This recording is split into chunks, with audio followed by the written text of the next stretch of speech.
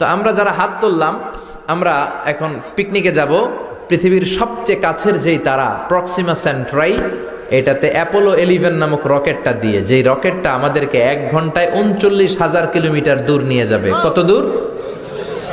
39,000 kilometre নিয়ে যাবে 1 ঘন্টায়। কিন্তু যেতে কত সময় লাগবে? এই রকেটটা দিয়ে আমাদের পৃথিবীর সবচেয়ে কাছের তারায় পৌঁছতে 1,15,000 বছর লেগে যাবে। ঘন্টায় 39,000 কিলোমিটার বেগে ছোটার পরেও 1,15,000 বছর লাগবে। আল্লাহ যদি বলে, যা আজহারি, তুই যখন শখ করছিস একটা, তোরে আর যারা হাত তুলছে তোদের সবাই 1,15,000 বছর হায়াত দিয়ে দিলাম। তো যদি দিয়ে দেয় তাহলে আপনারা মরে ভূত হয়ে যাবেন। আমরা যাইতেই থাকবো, যাইতেই থাকবো। আমাদের নাতি পুতি সতি লতি ক্ষতি সব মরতে মরতে মরতে মরতে মরতে মরতে মরতে মরতে মরতে মরতে মরতে মরতে মরতে মরতে মরতে মরতে মরতে মরতে 6,000 জেনারেশন মরে যাবে। আমাদের 6,000 প্রজন্ম যখন মরে ভূত, তখন আমাদের নামার সময় হবে। সুবহানাল্লাহ কইতে পারলেন না? ইন্নাল হামদালিল্লাহ নাহমাদুহু ওয়া নাস্তাঈনুহু ওয়া নাস্তাগফিরুহু ওয়া নু'মিনু বিহি ওয়া নাতাওয়াক্কালু আলাইহি ওয়া না'উযু বিল্লাহি মিন শুরুরি আনফুসিনা ومن سيئات أعمالنا من يهده الله فلا مضل له ومن يضلل فلا هادي له أي فلن تجد له وليا مرشدا ونشهد أن لا إله إلا الله وحده لا شريك له هو الذي لا ضد له ولا ند له لا مثل له ولا مثيل له لا وزير له ولا كفيل له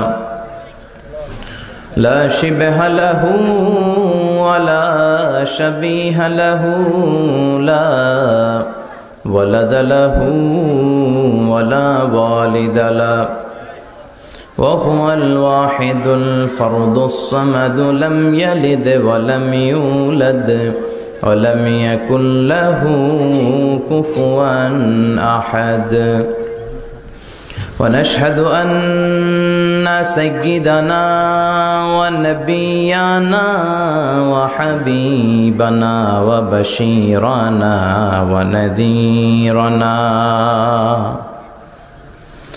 وطبيبنا وطبيب أرواحنا وحبيبنا وحبيب ربنا محمدا عبد الله ورسوله أرسله بالحق بشيرا ونذيرا وداعيا إلى الله بإذنه وسراجا منيرا أما بعد فقد قال الله تعالى في كلامه المجيد وفي فرقانه الحميد أعوذ بالله من الشيطان الرجيم بسم الله الرحمن الرحيم تبارك الذي بيده الملك وهو على كل شيء قدير إن الله وملائكته يصلون على النبي يا أيها الذين آمنوا صلوا عليه وسلموا تسليما اللهم صل على سيدنا مولانا وعلى آل سيدنا مولانا محمد সবাই মহাব্বতের সাথে জোরে জোরে আওয়াজ করে পড়ুন আল্লাহুম্মা সাল্লি আলা سيدنا مولانا وعلى آل سيدنا مولانا محمد তাহাজ্জুদের জায়নামাজে মরণ দিও প্রভু আমায় একামতে দিনের কাজে কবুল করে নিও আমায় তাহাজ্জুদের জায়নামাজে মরণ দিও প্রভু আমায় একামতে দিনের কাজে কবুল করে নিও আমায় আল্লাহুম্মা সাল্লি আলা سيدنا وعلى آل سيدنا مولانا محمد ওগো রাসূল প্রিয় রাসূল প্রাণের রাসূল ওগো রাসূল প্রিয় রাসূল প্রাণের রাসূল তোমারই জন্যে এ বিশ্বে মোরা আলো পেয়েছি পেয়েছি কুল ওগো রাসূল প্রিয় রাসূল প্রাণের রাসূল ওগো রাসূল প্রিয় রাসূল প্রাণের রাসূল আল্লাহুম্মা সাল্লি আলা سيدنا مولانا وعلى آل سيدنا مولانا محمد لا إله إلا الله لا إله إلا الله جر لا إله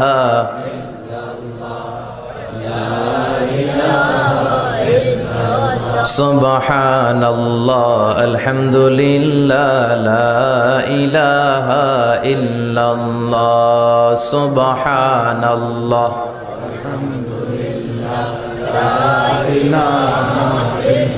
আল্লাহ নামের জিকির করবে যারা আল্লাহর কাছে প্রিয় তারা আল্লাহর কাছে প্রিয় যারা জান্নাতে প্রবেশ করবে তারা জোরে লা ইলাহা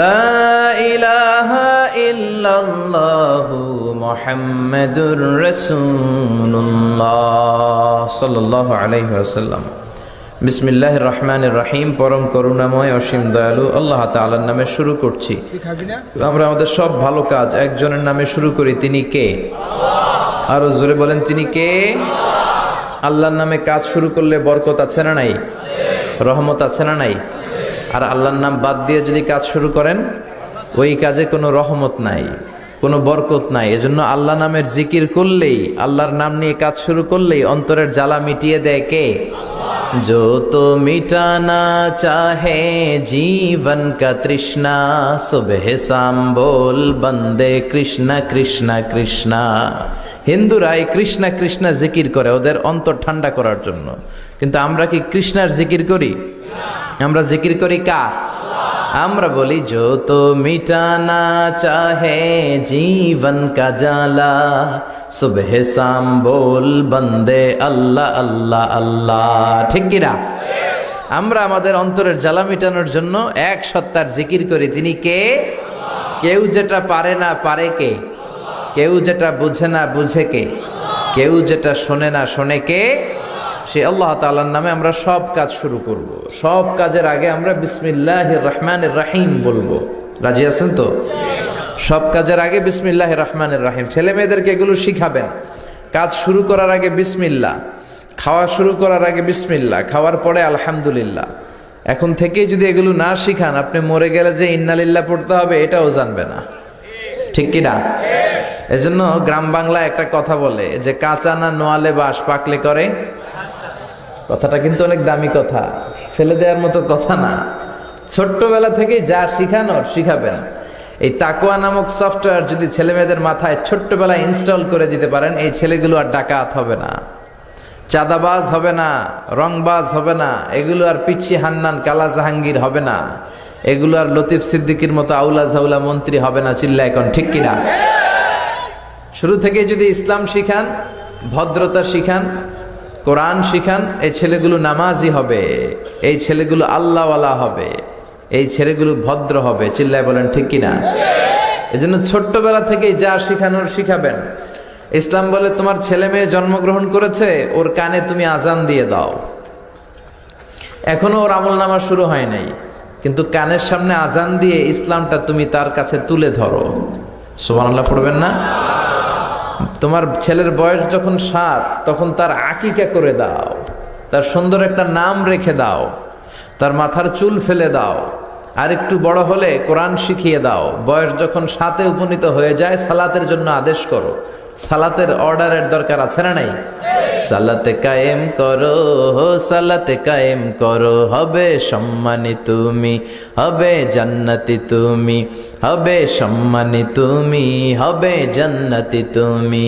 দিবে কাল হাসরে শীতল ছায়া আরশে আজিম, রব্বিয়াল আলা, রব্বিয়াল আযীম, রব্বিয়াল আলা, রব্বিয়াল আযীম। ঠিক কি না? মরু সিবিয়ানাকুম বিসসালাতি ওয়া হুম 7 সিনিন ওয়াদরিবুহুম আলাইহা ওয়া হুম 10 সিনিন। ছেলে মেয়েদের বয়স যখন 7 হয়, নামাজের আদেশ দাও। বয়স যখন 10 হয়, নামাজের জন্য শাসন করো, পিটাও দরকার হলে। তো 7 বছর বয়স থেকে যদি সালাতের দাওয়াত আপনি শুরু করে দেন, ছেলেকে নাসিহাত করেন, 8, 9, 10 হওয়ার আগেই ছেলে পাক্কা নামাজি হয়ে যাবে, ঠিক কিনা? এজন্য ছেলে মেয়েদেরকে সালাতের আদেশ করবেন। বাবা যারা এসেছেন, এটা আপনাদের কাঁধে আল্লাহর দেয়া দায়িত্ব। যদি পালন না করেন, আল্লাহর বিচারের ট্রাইব্যুনালের, সুপ্রিম কোর্টের কারাগারে সেদিন সেই আদালতে আল্লাহ আপনাকে আসামির কাতারে দাঁড় করায় দিবে। চিল্লা এখন ঠিক কিনা? ছেলে মেয়েদেরকে নামাজের ব্যাপারে সচেতন করেন, স্পেশালি এট ফজর টাইম। ফজরের সময় উঠাতে হবে, কারণ ফজর হচ্ছে দিনের খুঁটি, দিনের ভিত্তি। ফজরের নামাজ পড়তে পারেন নাই মানে শয়তানের সাথে যুদ্ধে আপনি হেরে গেলেন, আপনি পরাজিত সৈনিক, আপনি হারার মাধ্যমে দিন শুরু করলেন। আর ফজর যদি জামাতে পড়তে পারেন, বিজয়ের ঝান্ডা আপনার হাতের মধ্যে তুলে দিবে কে? অনেকে বলে হুজুর আদরের ছেলে তো ফজরের সময় ঘুমায়, হুজুর ঘুমায়, 9টার দিকে উঠে, 10টার দিকে উঠে, এরকম আছে না নাই? তো ফজরের সময় যদি ভূমিকম্প হয় তখন কি করবেন? ফজরের সময় যদি ঘরে আগুন লাগে, হুজুর আদরের ছেলে তো আগুন লাগছে, কি হয়েছে, একটু ঘুমাক, এরকম বলবেন? ডাকতে হবে, নামাজের আদেশ দিতে হবে। আগে নামাজ, পরে অন্য কাজ। এজন্য আমরা বলি, teach your children the holy Quran, the holy Quran will teach your children everything. আপনি আপনার ছেলের শুধু কোরআনটা শিখাইয়া দেন, এই কোরআন আপনার ছেলের গোটা বিশ্বটা শিখাইয়া দিবে। সুবহানাল্লাহ কইবেন না? আপনার ছেলে যে কোনো পেশায় চাক না, সে যেতে পারে। He can be a doctor, he can be an engineer, he can be a pilot, he can be a politician, he can be a psychiatrist, he can be a business magnate, but he need to know how to recite the holy Quran. সে ডাক্তার হোক, engineer হোক, pilot হোক, সমাজপতি হোক, সে ব্যবসায়ী হোক, সে জনপ্রতিনিধি হোক, কোনো সমস্যা নাই, that's not a big issue, but he need to know how to recite the Quran. তাকে জানতে হবে কেমন করে কোরআন পড়তে হয়, তাকে জানতে হবে কেমন করে সালাত আদায় করতে হয়। চিল্লায় বলেন ঠিক কিনা? এর জন্য আগে কোরআন, পরে অন্য জ্ঞান।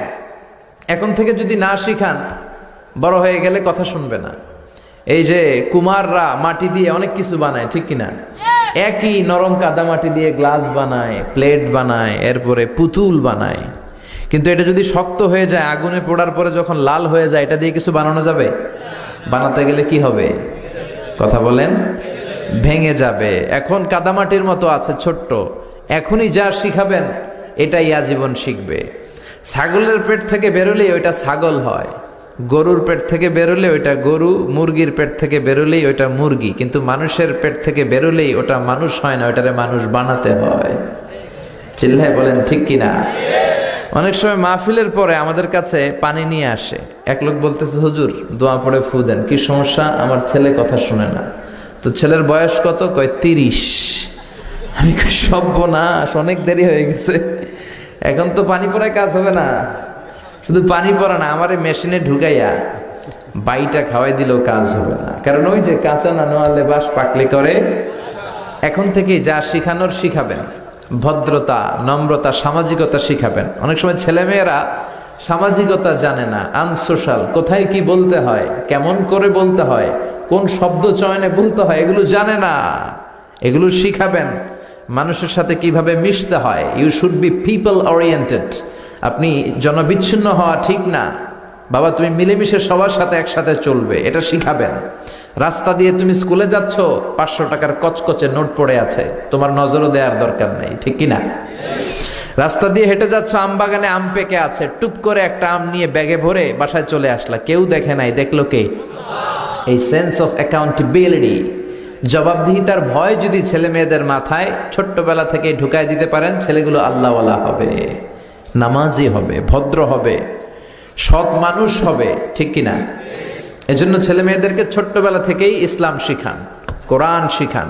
কোরআন শিখালে আপনার ছেলে হেরে যাবে না, জিতে যাবে।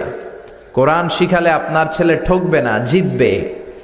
যারা কোরআন শিখে তারা জ্ঞানী হয়, তারা বুদ্ধিমান হয়, তারা ইন্টেলেকচুয়াল পার্সোনালিটি হয়, তারা গোটা বিশ্বের কোথায় কিভাবে করতে হয় সব জানে, কারণ কোরআন আপনার ছেলেকে পড়ার কথাই বলে। কোরআনের প্রথম কথাই হচ্ছে পড়ো। কোরআনের প্রথম কথা কি? রব্বুল আলামিন বলেন, ইকরা বিসমি রাব্বিকাল্লাযী খালাক, খালাকাল ইনসানা মিন আলাক। আল কোরআনের প্রথম বাণী পড়ো, আল হাদিসে নবীর কথা পড়ো। আল কোরআনের প্রথম বাণী পড়ো, আল হাদিসে নবীর কথা পড়ো।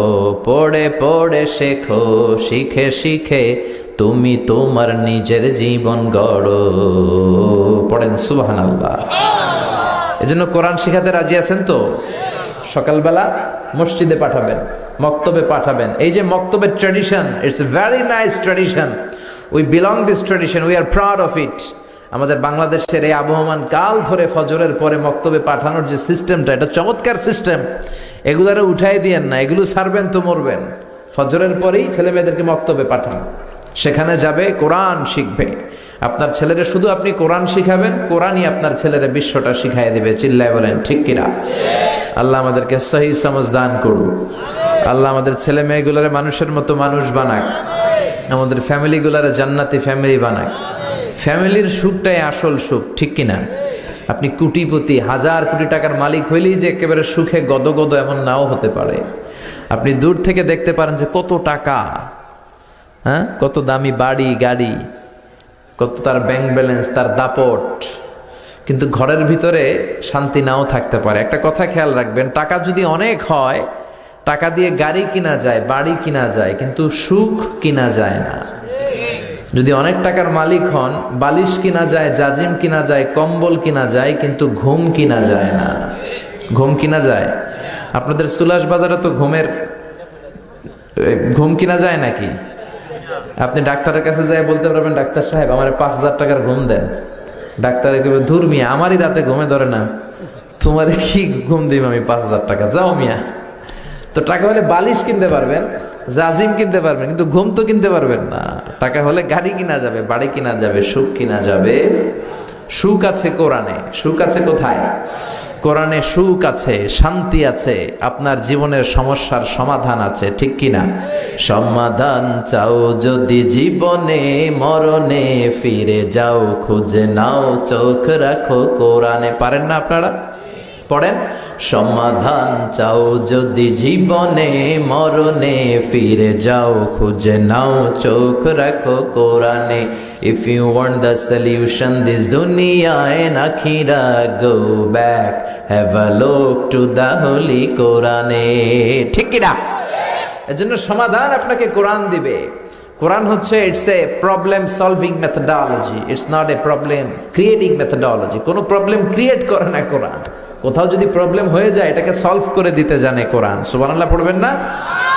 তো এই জন্য এই সমস্ত হাফিজি মাদ্রাসাগুলোতে ছেলে মেয়েদেরকে দিতে হবে। আমাদের হাফেজরা কিন্তু বিশ্ব সেরা। আমি প্রায় জায়গায় গল্প করি, হাফেজ জাকারিয়া, তারিক, নাজমুস সাকিব, ফজলে রাব্বি আদেল, এদের কারণে বিশ্ব আমাদেরকে চিনে। একটা সময় বাংলাদেশকে শুধু চিনতো আমাদের সেনাবাহিনীর কারণে, পিস কিপিং মিশনের কারণে। আমাদের সেনাবাহিনী আবার খুব নাম কুড়িয়েছে আফ্রিকাতে। আবার চিনতো আমাদের গার্মেন্টের কারণে, আমাদের পোশাক খুব মোলায়েম। আমরা যমুনা ফিউচার পার্কে গেলে দেখি made in Switzerland, made in America খুঁজি, কিন্তু বারাক ওবামা কাপড় কিনতে গেলে ও খোঁজে মেড ইন বাংলাদেশ। বাংলাদেশের কাপড় কই আছে এটা দেখে দেখে সে পড়ে। ডোনাল্ড ট্রাম্প তার নির্বাচনী প্রচারণায় একটা লাল কালারের ক্যাপ পরেছিল। ওই ক্যাপে তার স্লোগান ছিল মেক আমেরিকা গ্রেট অ্যাগেইন, আমেরিকাকে আবার গ্রেট বানাও। তো তার ক্যাপটাও মেড ইন বাংলাদেশ, আমাদের বাংলাদেশের শ্রমিকরা বানিয়েছে। সুবহানাল্লাহ বেরোয় না মুখ দিয়ে।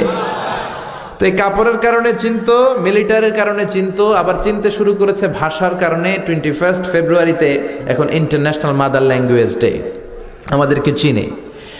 এরপরে টঙ্গীর ইজতেমার কারণে আমাদেরকে চিনে। অনেক সময় আমরা বলি আমরা বাংলাদেশের, কোন বাংলাদেশ? তখন যদি বলি ইজতেমা, ইজতেমা, ও ইজতেমা, টঙ্গীর ইজতেমা, তখন আবার চিনে। বুঝতে পেরেছেন? এরপরে হাফেজদের কারণে চিনে। আমাদের হাফেজরা এখন গোটা বিশ্বে 1 নাম্বার হাফেজ, র্যাঙ্কিং এ 1 নাম্বার পজিশন তারা হোল্ড করেছে। এবং আমাদের হাফেজরা যদি কোনো ইন্টারন্যাশনাল কম্পিটিশনের চেয়ারে বসে, তাদেরকে প্রশ্ন করে আটকাতে পারে, এরকম কোনো বিচারক আল্লাহর জমিনে পয়দা হয় নাই। এরপরে আরেকটা জিনিসের কারণেও চিনে, আমাদের দুর্নীতির কারণে। করাপশন আছে না নাই? সবাই কয় হুজুর তো এতক্ষণ ভালো লাইনে আসিল, এখন আবার কোন লাইন ধরলো? দুর্নীতি আছে না নাই? জোরে বলেন। আমাদের দেশের প্রত্যেকটা সরকারি অফিসের রন্ধ্রে রন্ধ্রে দুর্নীতি। আমরা আলহামদুলিল্লাহ 3 বার চ্যাম্পিয়ন হয়েছি দুর্নীতিতে। 3য় বার আমাদের সাথে যুগ্মভাবে চ্যাম্পিয়ন হয়েছে হাইতি। এই স্বাধীনতার স্থপতি বঙ্গবন্ধু শেখ মুজিবুর রহমান অনেক চেষ্টা করছে দুর্নীতি বন্ধ করার জন্য, কিন্তু পারে নাই। পারবে কেমনে? উনি যে দল গঠন করছে ওই দলের লোকদের মধ্যে দুর্নীতিবাজ আছে, আসরা নাই? শুধু এই দল না, প্রত্যেক দলের ভিতরে দুর্নীতিবাজ। আমরা যাবো কই? আমাদের তো নতুন কোনো অপশন নাই। সরকার আসে, সরকার যায়, দেশের চেহারা পাল্টায় না। এজন্য আমাদের প্রিয় নেতা বঙ্গবন্ধু শেখ মুজিবুর রহমান খুব আফসোস করে বলেছিলেন, কোন দেশ পায় তেলের খনি, কেউ পায় গ্যাসের খনি, কেউ পায় সোনার খনি, আমি পাইছি চোরের খনি। বাড়িয়ে বললাম না তো? 1973 সাল, স্বাধীনতার 2 বছর পরের ঘটনা। বাংলাদেশে প্রচন্ড শীত, হাড় কাঁপানো শীতে উত্তরবঙ্গের বুড়াগুলা মরতে আরম্ভ করছে। বঙ্গবন্ধু গোটা বিশ্বের নেতাদেরকে আহ্বান করে বললেন, আমার দেশের শীতে মানুষ মরে, আপনারা কম্বল পাঠান। আন্তর্জাতিক সহায়তার অংশ হিসেবে কম্বলের প্লেন আসতে শুরু করলো, কার্গো বিমান দিয়ে কম্বল আসতে আসতে আসতে আসতে 7.5 কোটি কম্বল আসলো। বঙ্গবন্ধু আফসোস করে বললেন, 7.5 কোটি বাঙালি, 7.5 কোটি কম্বল, আমার কম্বল কই? নিজেই কম্বল পায় নাই। এজন্য উনি চেষ্টা করেছে, কিন্তু অনেক মন্ত্রীদের কারণে দুর্নীতি বন্ধ হয় না। আফসোসের সাথে বলতে হয়, আমাদের অর্থমন্ত্রী বলে 1,500 কোটি টাকা কোনো টাকাই না, এটা কোনো ব্যাপারই না। আবার ঘুষের একটা নতুন নাম উনি আবিষ্কার করছে, স্পিড মানি। উনি বলতেছে ঘুষ হচ্ছে স্পিড মানি, ঘুষ খাইলে কাজের স্পিড বাড়ে। আবার শিক্ষামন্ত্রীও কম যান না, উনি গত মাসে বললেন ঘুষ খান, তবে সহনীয় মাত্রায় খান। আছে না নাই? মানুষ পাগল হইলে বান্ধে রশি দিয়া, রশি পাগল হইলে বানবেন কি দিয়া?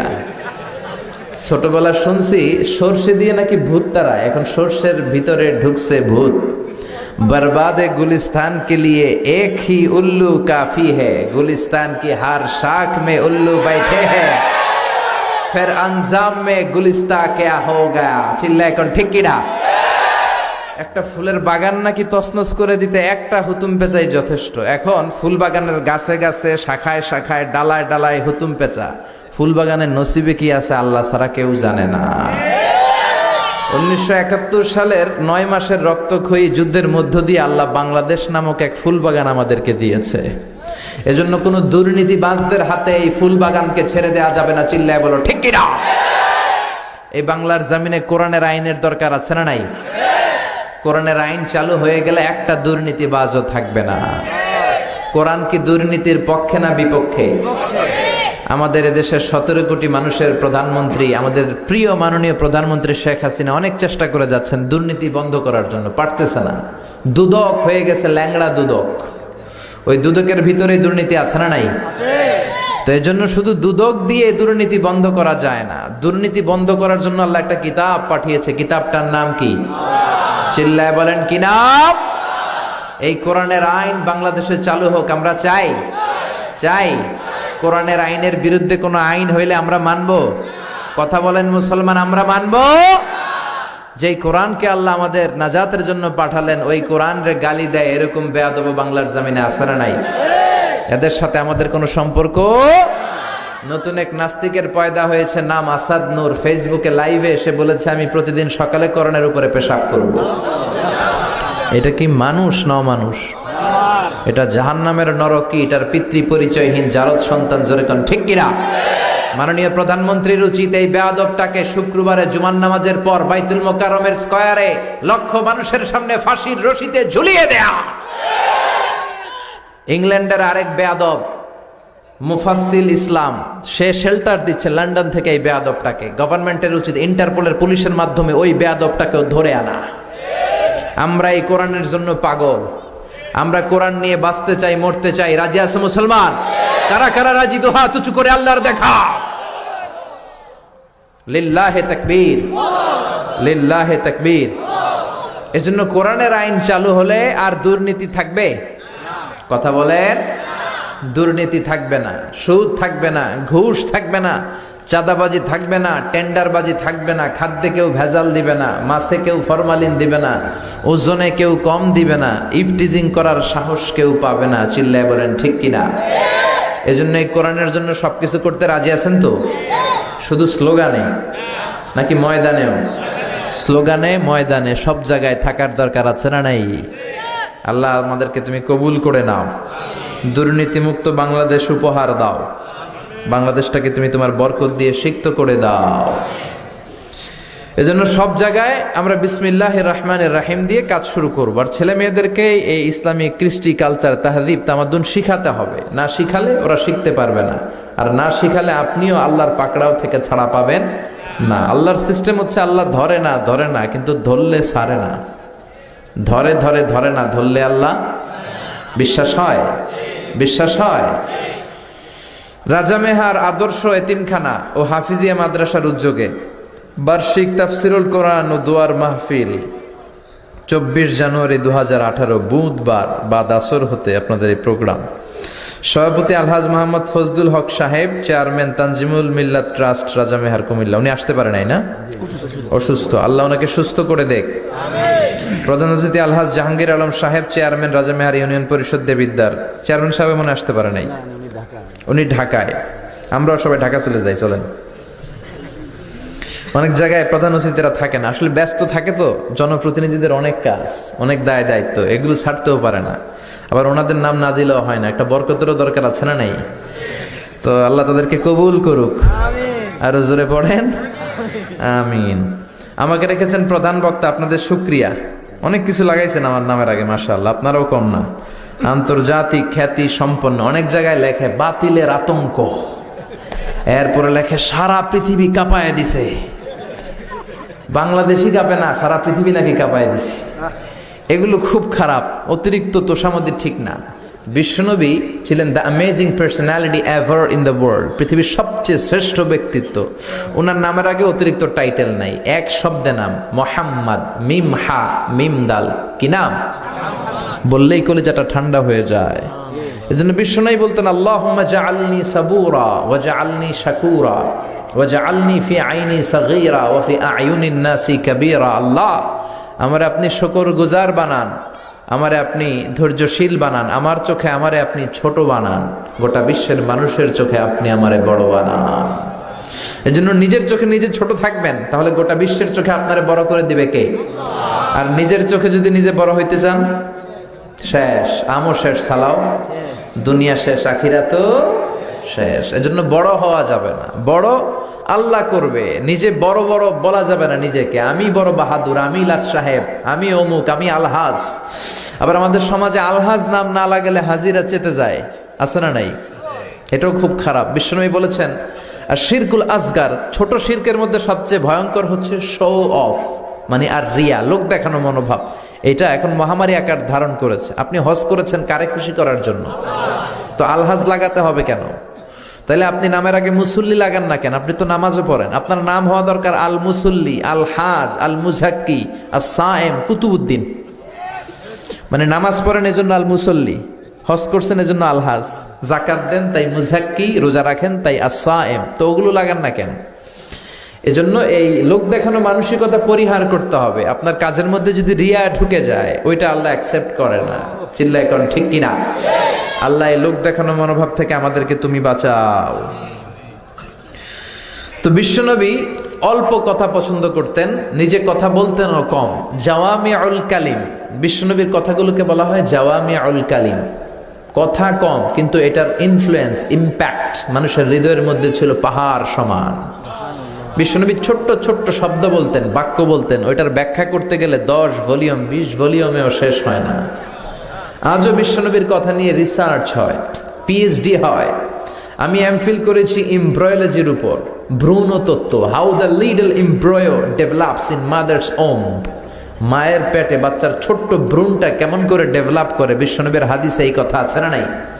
আমরা সবাই ছিলাম a very little sperm drop, then the blood clot, and then finally the little flesh. ছোট্ট নাপাক পানি, সেখান থেকে জমাটবদ্ধ রক্ত, সেখান থেকে আমরা হলাম এক টুকরা গোশত মায়ের পেটে। তারপরে আল্লাহ গোশতের ভেতরে আমাদের স্কেলিটন ঢুকায় দিলেন, আমাদের মাথার স্কাল দিলেন, আমাদের হেয়ারিং সিস্টেম চালু করে দিলেন, আমাদের স্মেলিং সিস্টেম চালু করে দিলেন, আমার একটা স্পাইনাল কর্ড দিলেন, আমাকে সুন্দর অবয়বে মানুষ করে পাঠালেন। এই সায়েন্টিফিক ইন্ডিকেশনস গুলো আল্লাহর কোরআনে আছে না নাই? জোরে বলেন। এজন্য এই কোরআনের ভুল যারা ধরতে যায়, তাদের নিজেদের জীবনের বড় ভুলটা আল্লাহ ধরিয়ে দেয়। চিল্লায় এখন ঠিক কিনা? ডক্টর মরিস বুকাইলি 5 বছর আরবি শিখে কোরআনের ভুল ধরতে চাইছে, তো অনেক চেষ্টা করে ভুল আর খুঁজে পায় নাই। সে বলতে বাধ্য হয়েছে, কোরআনের ভুল ধরতে এসে আমি আমার নিজের জীবনের ভুলটাই খুঁজে পেয়েছি। সুবহানাল্লাহ বাড়িতে যেয়ে বললেন, আর জোরে পড়েন আল্লাহু আকবার। এজন্য কোরআনের আওয়াজকে থামায় দেয়া যায় না। অনেকে কোরআনের মাহফিলকে বন্ধ করতে চায়, এরকম বেয়াদব আছে না নাই? আপনি কয় মাহফিল বন্ধ করবেন মিয়া? এদিকে 10টা বন্ধ করলে আরেক থানায় 20টা চালু হয়ে গেছে। এক মুফাসসিররে আপনি নিষিদ্ধ করবেন, 10 মুফাসসির পয়দা হয়ে যাবে। এক মুফাসসির কারাগারে তো লক্ষ মুফাসসির ঘরে ঘরে, ঠিক কিনা? কোরআনের আওয়াজকে থামিয়ে রাখা যায় না। ইউরিদুনা লিইউতফিউ নূরাল্লাহ ওয়াল্লাহু মুতিম্মু নূরিহি ওয়ালাউ কারিহাল মুশরিকুন। কাফিররা চায় কোরআনের আলোকে, কোরআনের শক্তিকে থামিয়ে দিবে। আল্লাহ বলে, খবরদার, কিয়ামত পর্যন্ত কোরআনের আলো আমি জ্বালিয়েই দেব। আপনি থামাতে পারবেন না। ইউরোপ আমেরিকাতে এখন বানের পানির মতো লোকজন কালিমা পড়ে মুসলমান হয়। এই নিউজগুলো মেইন স্ট্রিম মিডিয়াগুলোতে আসে না। সিএনএন, তারপর বিবিসি, ব্রিটিশ ব্রডকাস্টিং কর্পোরেশন এগুলো কভার করে না, কারণ এই নিউজগুলো আসলে পুরো পৃথিবীতে কাঁপাকাঁপি শুরু হয়ে যাবে, ঠিক কিনা? আমেরিকাতে প্রথমে কালিমা পড়ে মুসলমান হলো বক্সার মোহাম্মদ আলী, সেই 1960-এর দশকের কথা। গত বছর 2 বছর আগে লোকটা মারা গেল। সে যখন কালিমা পড়ে মুসলমান হলো, পুরো আমেরিকাটা নড়ে চড়ে উঠলো। এরপরে আমেরিকাতে আবার কালিমা পড়ে মুসলমান হলো নীল আর্মস্ট্রং। আপনারা তার নাম শুনে থাকবেন, চাঁদে নেমেছিল 1969-এ। অ্যাপোলো 11 দিয়ে এডউইন অলড্রিন, মাইকেল কলিন্সকে নিয়ে নাসার বিজ্ঞানীরা ওরা চাঁদে নেমেছিল। সে চাঁদে নেমে দেখে চাঁদের এই মাথা থেকে ওই মাথা ফাটা। পৃথিবীতে এসে জানতে পারলো বিশ্বনবী নাকি আঙ্গুলের ইশারায় চাঁদকে ফাটিয়েছেন। এই ঘটনাতে প্রভাবিত হয়ে কালিমা পড়ে নীল আর্মস্ট্রং মুসলমান। আমেরিকায় আরেকটা ধাক্কা লাগলো। এবার একটু আগে যে গল্প করলাম, ফ্রান্সের বিখ্যাত সার্জন ডক্টর মরিস বুকাইলি, সেও কোরআন নিয়ে গবেষণা করে আল্লাহ তার চোখ খুলে দিল, সেও কালিমা পড়ে মুসলমান। তার নাম রেখেছে সোলাইমান, আগে ছিল মরিস বুকাইলি, ক্রিশ্চিয়ান, ফ্রেঞ্চ ভাষাভাষীর লোক। এবার ইউরোপে পড়লো আরেক ধাক্কা। এইভাবে সেলিব্রিটিরা কালিমা পড়ে মুসলমান হতে শুরু করলো। পাকিস্তানের ক্রিকেট তারকা ইউসুফ ইওয়ানা 2006 সালে খ্রিস্টান ছেলেটা কোরআনের বাণী শুনে কালিমা পড়ে মুসলমান হয়েছে। নাম রেখেছে মোহাম্মদ ইউসুফ। খোদ আমেরিকার যুবমন্ত্রী জসুয়া এভান্স কালিমা পড়ে মুসলমান। আমেরিকার পপ স্টার মাইকেল জ্যাকসন কালিমা পড়ে মুসলমান। তামিল নায়িকা, ভারতের তামিল নায়িকা মানিকা রেহা মারতিরাজ কালিমা পড়ে মুসলমান। নাম রেখেছে রাহিমা। কি নাম? রাহিমা। নেলসন ম্যান্ডেলার আপন নাতি ম্যান্ডেলা 2016 সালে কালিমা পড়ে মুসলমান। আপনি কয়টা আটকায় রাখবেন? After the Twin Tower attack, the number of Muslim community in United States of America already have been doubled. Twin tower অ্যাটাকের পরে আমেরিকায় মুসলমানের সংখ্যা আগে যা ছিল এখন ডবল হয়ে গেছে। খোদ আমেরিকায় এখন মসজিদের সংখ্যা 3500। সুবহানাল্লাহ। আরেকটু আসতে বলেন। এজন্য কোরআনের আওয়াজকে কেউ থামায় রাখতে পারবে? ইসলামের বাতিকে নিভায় দেয়া যাবে? অসম্ভব। এজন্য আমরা ইসলামের পক্ষে থাকবো। রাজি আছেন? সবাই রাজি?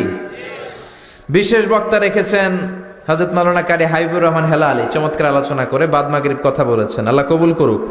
কথা বলেছেন ওমর ফারুক যুক্তিবাদী সাহেব, আমার আগেই যিনি বললেন না, আল্লাহ ওনাকেও কবুল করুক। কথা বলেছেন মীর আলহাজ আব্দুল কাইয়ুম আবুল কালাম সাহেব।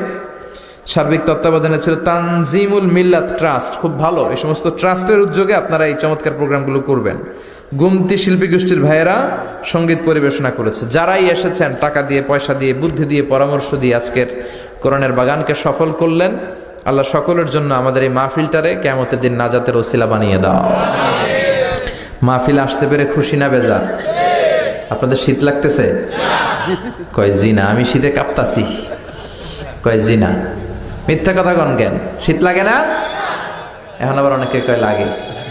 প্রথমে কয় জি না, পরে কয় লাগে। আসলে শীত লাগতেছে তো, শীতের মধ্যে আসলেই তো সওয়াব বেশি। কষ্ট যত বেশি সওয়াব বেশি। শীতের মধ্যে আমরা এসেছি, এই শীতের কথাও কোরআনে আছে না? নেই? কোথায় আছে? কোরআনে। কোন জায়গায়? হ্যাঁ, সূরা কুরাইশে, রিহলাতাশ শীতাই ওয়াস সাইফ। কুরাইশের লোকেরা দুইবার বছরে সফরে যেত, একটা শীতকালে আর একটা গ্রীষ্মকালে। তো শীতের কথাও কোরআনে আছে। শীত লাগবে, এই শীতকে উপেক্ষা করে ঠান্ডা পানি দিয়ে ফজরের নামাজ পড়লেই তো সওয়াব। চিল্লায় কোন ঠিক কিনা? আল্লাহ আমাদেরকে কোরআনের জন্য তুমি কবুল করো। আমরা শুরুতে আল্লাহর দরবারে শুকরিয়া জানাই যে আল্লাহ আমাদেরকে আসার বসার তৌফিক এনায়েত করলেন। আমরা পড়ে নিচ্ছি আলহামদুলিল্লাহ।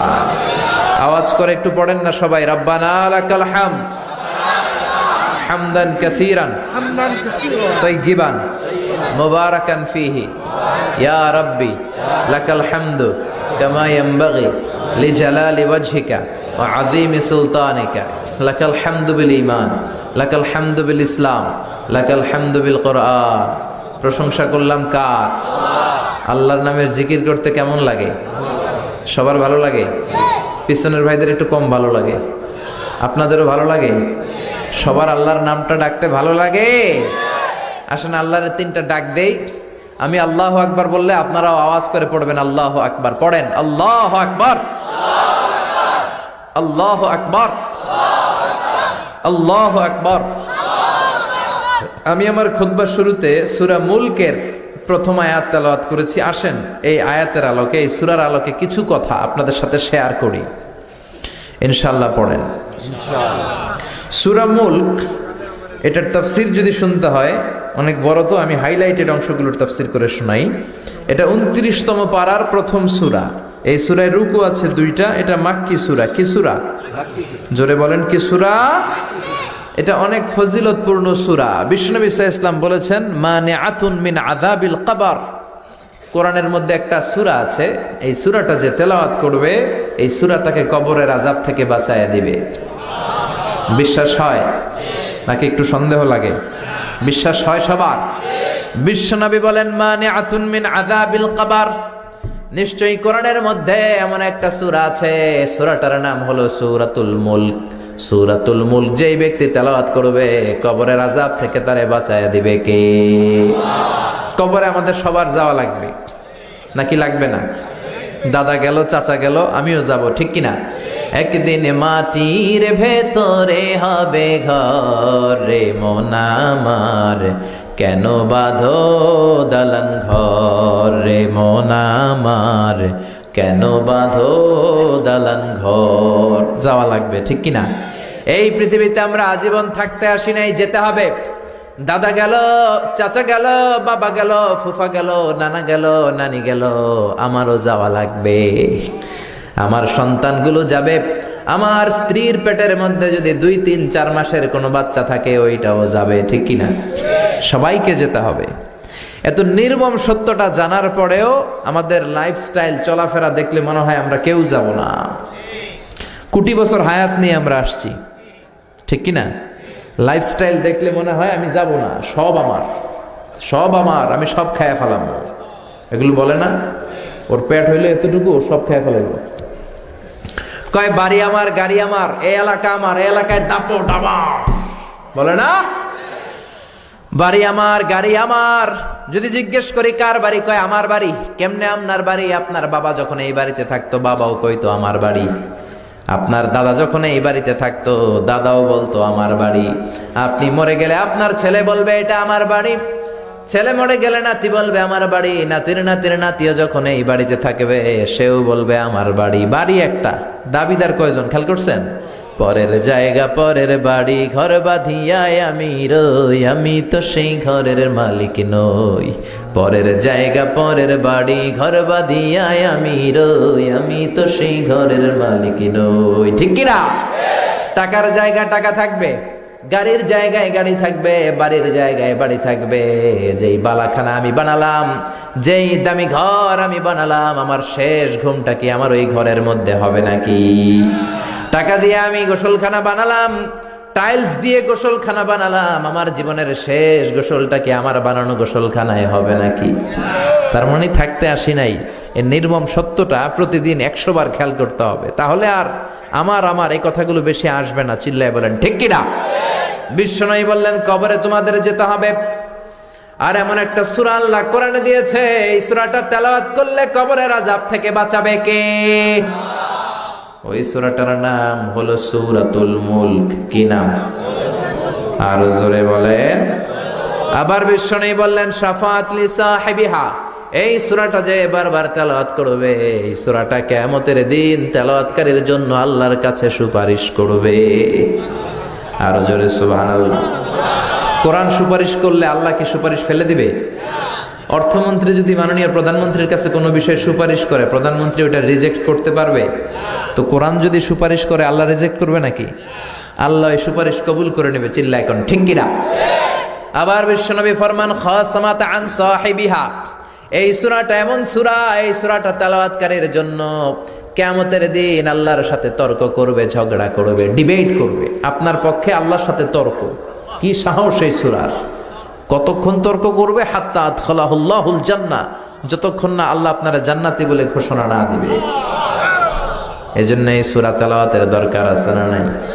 বিশ্বনবী বলতেন মান কারা বিহা ফি লাইলা ফাকাদ আকসারা ওয়া তাবা, রাত্রি বেলায় যে ব্যক্তি এই সূরাটা তেলাওয়াত করবে, তার পুরো আমলনামাটা সওয়াব দিয়ে পরিপূর্ণ করে দিবে কে? এজন্য বিশ্বনবী বলতেন আমি চাই আমার প্রতিটা উম্মতের হৃদয়ে এই সূরাটা গাঁথা থাক। আমি চাই আমার প্রতিটা উম্মতের সিনার ভেতরে এই সূরাটা মুখস্থ থাক। এই সূরা মুখস্থের দরকার আছে না নাই? মুখস্থ করতে রাজি আছেন? সবাই রাজি? এই সূরার আয়াত মাত্র 30টা। কয়টা? আর এক মাসে কয় দিন? আপনাদের রাজা মেহারে কয় দিন? এদিকেও 30 দিন। শিওর? তাহলে প্রতিদিন যদি একটা করে আয়াত মুখস্থ করেন, তাহলে পুরো সূরাটা মুখস্থ করতে আপনার লাগবে কয়দিন? জোরে বলেন। আজকে থেকে এই সিদ্ধান্তে আসা যায় না যে প্রতিদিন একটা করে আয়াত আমরা সূরাতুল মুলকের মুখস্থ শুরু করব, আর এক মাসে পুরো সূরাটা মুখস্থ হয়ে যাবে ইনশাআল্লাহ। অল্প কয়েকজন বলছে, এখন আরো অনেকে বলছে, সবাই বলে নাই এখনো। রাজি? রাজি?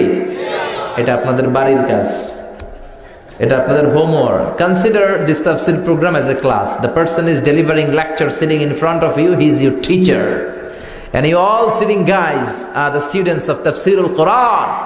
যিনি এখানে বসে কথা বলে উনি আমাদের শিক্ষক। আমার আগে যে মাওলানা বলতেছিলেন উনি ছিলেন তখন আমাদের শিক্ষক। এখন আমি একটু করে বসার সুযোগ পেয়ে গেলাম, আমি আবার হয়ে গেলাম শিক্ষক।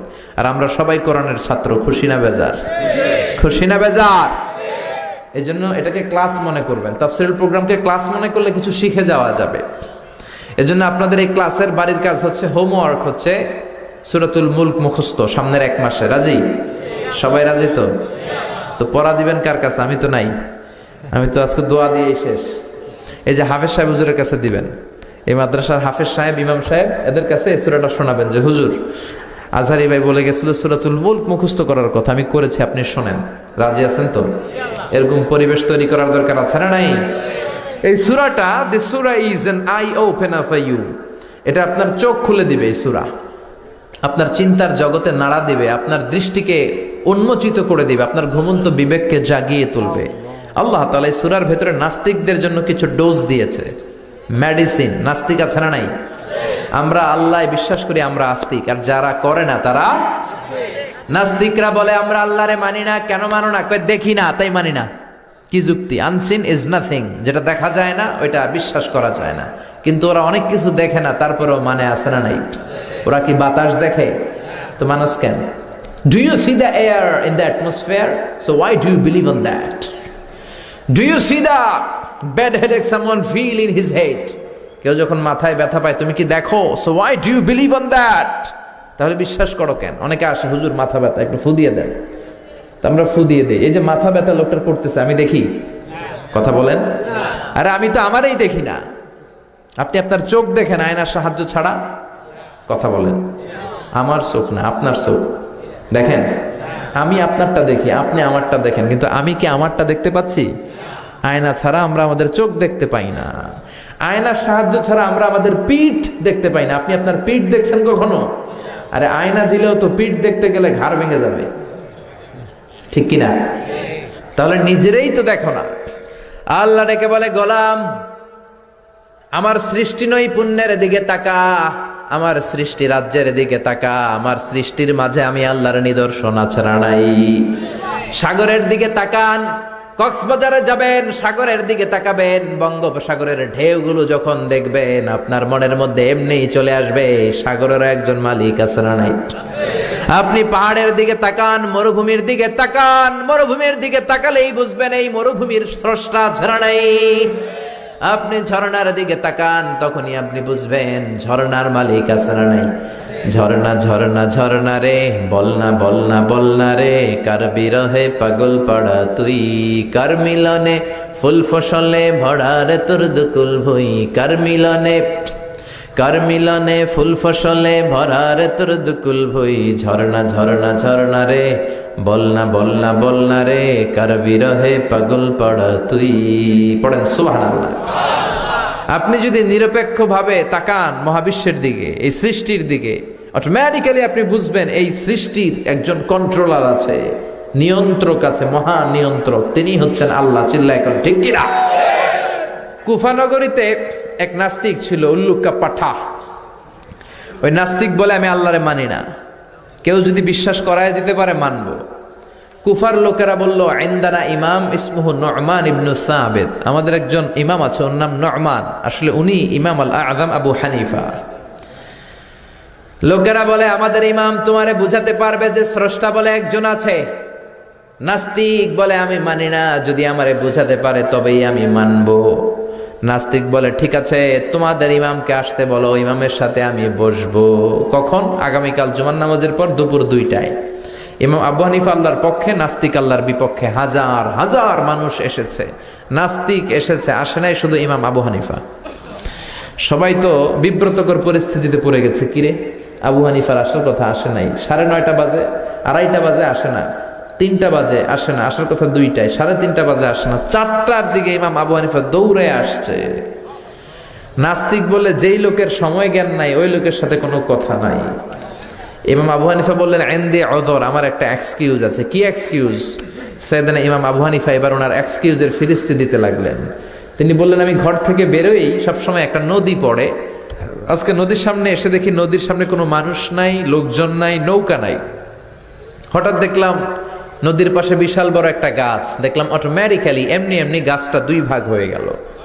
গাছ থেকে এমনি এমনি তক্তা বের হয়ে গেল, তক্তাগুলো এমনি এমনি জোড়া লেগে নৌকা হয়ে গেল, নৌকাটা এমনি এমনি নদীতে পড়ে গেল, লগি ছাড়া বৈঠা ছাড়া মাঝি ছাড়া নৌকা আমাকে নদীর এপার থেকে ওপারে নিয়ে গেল। এই পুরো প্রক্রিয়াটা হতে হতে 2 ঘন্টা দেরি হয়েছে, এজন্য আমার আসতে দেরি। নাস্তিক কয় তগো ইমাম গাঞ্জা খাইছে। কি খাইছে?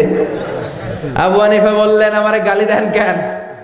নাস্তিক বলে মাথা আপনার ঠিক নাই, কি বলতে কি বলেন, রাতে মনে হয় ঘুম হয় নাই, বাড়িতে মনে হয় বউর লগে মারামারি করছেন।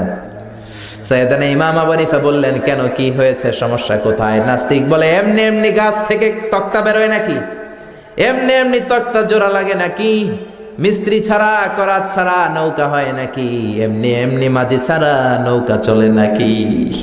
ইমাম আবু হানিফা বললেন now you are on the right track, এই তো আপনি লাইনে চলে আসছেন। এমনি এমনি গাছ কাটা যায় না, এমনি এমনি গাছ থেকে তক্তা বেরোয় না, এমনি এমনি তক্তা জোড়া লাগে নৌকা হয় না, এমনি এমনি মাঝি ছাড়া নদীর উপরে নৌকা চলে না। তাহলে আকাশটা কেমন হলো, জমিনটা কেমন করে এমনি এমনি হলো, পাহাড় কেমন করে এমনি এমনি হলো, বিশাল সাগর তরঙ্গ বিক্ষুব্ধ সাগর কেমন করে এমনি এমনি হলো। আল্লাহু আকবার। নাস্তিক তো একেবারে কুপোকাত, তাই তো এইভাবে তো ভেবে দেখি নাই, আসলেই তো আমি একটা উল্লুক্কা পাঠা। নাস্তিক বলে ও ইমাম আবু হানিফা, আপনি আমার ঘুমন্ত বিবেককে জাগিয়ে তুলেছেন, আপনি আমার চিন্তার জগতে নাড়া দিতে পেরেছেন, আর আমি দেরি করতে চাই না, আপনার হাতে একটা চুমু দেব আর আমারে পড়িয়ে দেন লা ইলাহা ইল্লাল্লাহু মুহাম্মাদুর রাসূলুল্লাহ সাল্লাল্লাহু। এই জন্য নাস্তিকদের জন্য কিছু হালকা ডোজ আল্লাহ সূরার ভেতরে দিয়ে দিয়েছেন, এগুলো কি শুনতে রাজি আছেন? শুনবেন সবাই? কষ্ট হচ্ছে না তো? সূরার নাম কি? মনোযোগ আছে না গেছে? সূরার নাম কি জোরে বলেন? মুলক মানে ক্ষমতা, মুলক মানে কি? পাওয়ার, অথরিটি, সভরেনিটি।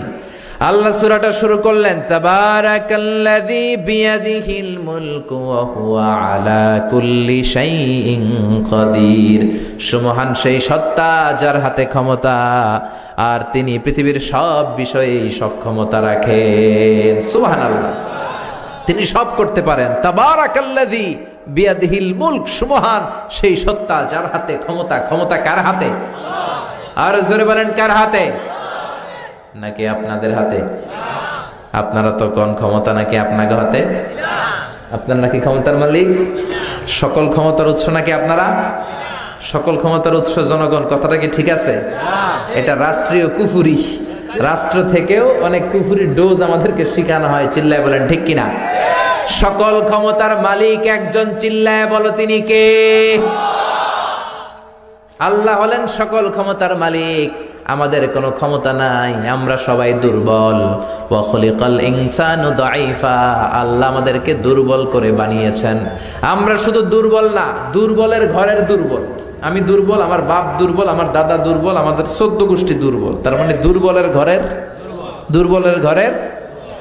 আপনি যদি ক্ষমতার মালিক হন, পেটে ব্যথা হলে আপনি চিৎকার চেঁচামেচি করেন কি করেন না? পেট মোচড়ালে বিছানায় গড়াগড়ি খান কি খান না? 3 বার ডায়রিয়ার কারণে পাতলা পায়খানা হয়েছে, টয়লেটে গেছে, 4 বারের বেলায় আর চেহারার দিকে তাকানো যায় না। 5 বার টয়লেট হইলে টয়লেট থেকে বের হয়ে আই আর হাইতান ন, আরে মাফ করে দে, আই মরে যাইও। তো মরবেন কেন? আপনি না ক্ষমতার মালিক। এখন থেকে ডায়রিয়া হলে টয়লেট থেকে বের হয়ে বলবেন আমি ক্ষমতার মালিক, এই জন্য আমার ডায়রিয়া হয়। কত বড় কপাল পোড়া! কোনো ক্ষমতা আমাদের হাতে নাই, ক্ষমতা একজনের হাতে, তিনি কে? আল্লাহ বলেন আমি হলাম ক্ষমতার মালিক, তোমরা হলা দুর্বল। কত দুর্বল! রাস্তায় বাজারে রিকশার টায়ার পাংচার হলে আমরা লাভ দিয়া উঠি, লাভ দেন নাই? আমি কত দিছি? আমি তো এক জেলা থেকে আরেক জেলায় রাতে রাতে ঘুরি তাফসিরের কারণে, মাঝে মাঝে ট্রাকের টায়ার পাংচার হয়ে আমরা লাভ দিয়ে উঠি ভয়ে। আর সে আমরা বলি আমরা নাকি ক্ষমতার মালিক। রাত 3টার দিকে যদি ভূমিকম্প হয় দেখবেন সব বিল্ডিং থুয়ে দেয় দৌড়, ঠিক কিনা?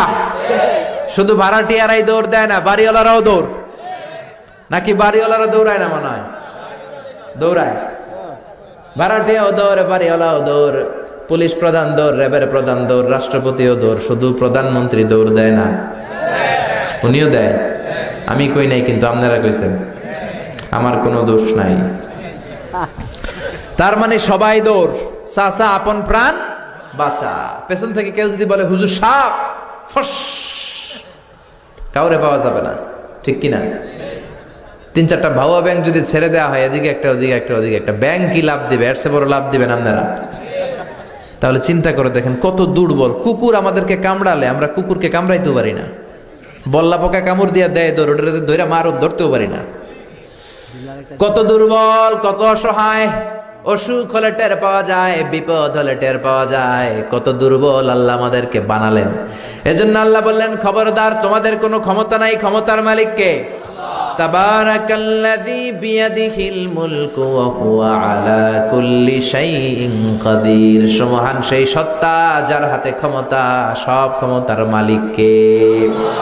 এজন্য আল্লাহ বললেন, কুলিল্লাহুম্মা মালিকাল মুলকি তুতিল মুলকা মান তাশাউ ওয়া তানজিউল মুলকা মিম্মান তাশা ওয়া তুইজ্জু মান তাশাউ ওয়া তুযিল্লু মান তাশাউ বিয়াদিকাল খায়র ইন্নাকা আলা কুল্লি শাইইন কাদির। আল্লাহ হলো ক্ষমতার মালিক। তিনি ক্ষমতার চেয়ারে যারে মনে চায় বসান, যারে মনে চায় নামায়া দেন। তিনি সম্মান দেন, তিনি চাইলে মানুষকে অপমানিত করেন। তিনি কে? এই যে বিভিন্ন দেশের ক্ষমতায় প্রধানমন্ত্রী, রাষ্ট্রপতিরা বসে, বসায় কে? আবার নামায় কে? ফেরাউন রে মিশরের মসনদে বসালো কে? নমরুদ রে বসালো কে? আবার নাফরমানি করার কারণে দুনিয়া থেকে বিদায় করে দিল কে? এখনো যদি কেউ নাফরমানি করে, ওইটারও সাইজ করতে পারে কে? কেউ যেটা পারে না, পারে কে? বিশ্বাস হয়, বিশ্বাস হয়। এজন্য আল্লাহ বললেন, গোলাম, তোমরা কোনো ক্ষমতার মালিক নও, তোমাদের ক্ষমতা নকল ক্ষমতা, আসল ক্ষমতা কার?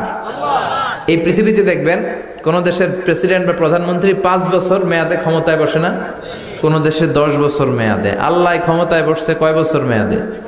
20 বছর, 50, 100, আরো বেশি, আজীবন মেয়াদ। আল্লাহর 5 বছর 10 বছর নাই, 20 বছর 30 বছর নাই। আল্লাহ বলে আমার ক্ষমতার আজীবন মেয়াদ।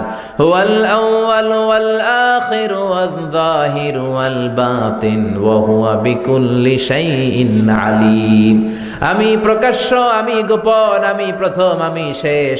অনাদিকাল থেকে আমি আল্লাহ ক্ষমতার চেয়ারে বসা, অনন্তকাল পর্যন্ত ক্ষমতার চেয়ারে থাকব। তিনি কে? জোরে বলেন। তাহলে আমাদের ক্ষমতার সাথে ওনার ক্ষমতার কোনো মিল আছে? আবার পৃথিবীর অনেক দেশে দেখবেন ডেমোক্রেটিক সিস্টেমে ভোটে জিতে ক্ষমতায় আসা লাগে। আল্লাহ তো ভোটে জিতে আসছে, ক্ষমতায় আসছে। অনেক দেশের ডিক্টেটরশিপ, স্বৈরাচারী পদ্ধতিতে, জোর যার মুল্লুক তার, আল্লাহকে এই সিস্টেমে আসছে। আবার অনেক দেশে মোনার্কি সিস্টেম, রাজতন্ত্র, রাজার পোলা রাজা। আল্লাহর বাবা ছিল রাজা, এর লেগে আল্লাহ রাজা। বিষয়টা এমন।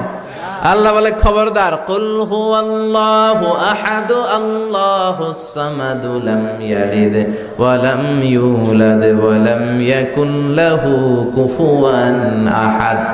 লাম ইয়ালিদ ওয়া লাম ইউলাদ, আমি আল্লাহ কাউরে জন্ম দেই নাই, আমি কারো কাছ থেকে জন্ম নেই নাই। সৃষ্টি শুরু থেকে আমি ক্ষমতার চেয়ারে বসা, শেষ পর্যন্ত থাকবো।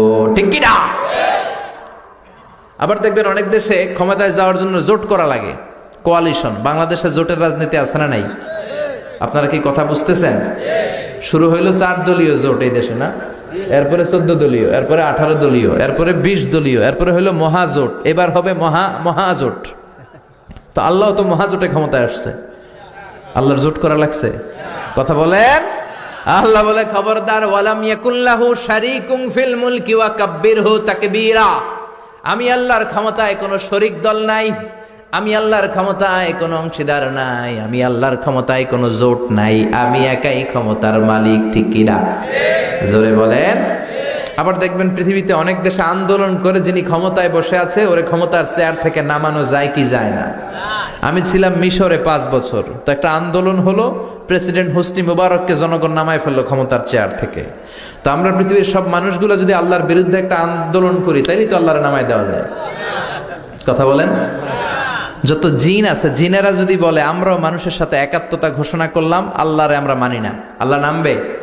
মানুষ জিন ভাই ভাই, আল্লাহর আর রক্ষা নাই, আল্লাহর ক্ষমতা শেষ।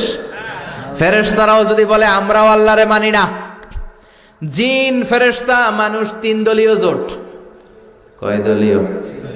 3 দলীয় জোট করলে মনে হয় আল্লাহ ক্ষমতা থেকে নামতে বাধ্য।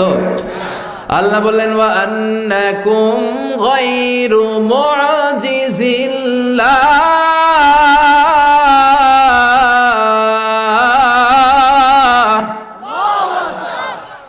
গোটা বিশ্বের সবাই মিলে যদি, জিন পরি মানুষ মিলে যদি আমি আল্লাহর বিরুদ্ধে জেহাদ করো, আমি আল্লাহর বিরুদ্ধে বিদ্রোহ করো, আমার বিরুদ্ধে জোট করো, আন্দোলন করো, আমার ক্ষমতার এক আনাও তোরা কমাতে পারবি না। ঠিক কিনা? এজন্য আমাদের ক্ষমতার সাথে আল্লাহর ক্ষমতার কোনো মিল আছে? জোরে বলেন।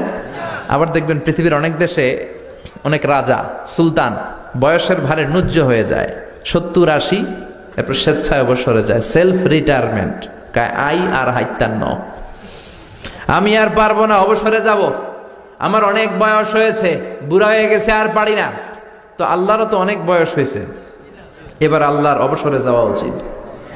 কি বলেন? অবসরে যাবে? আল্লাহ ক্লান্ত হয়, ঘুম আসে।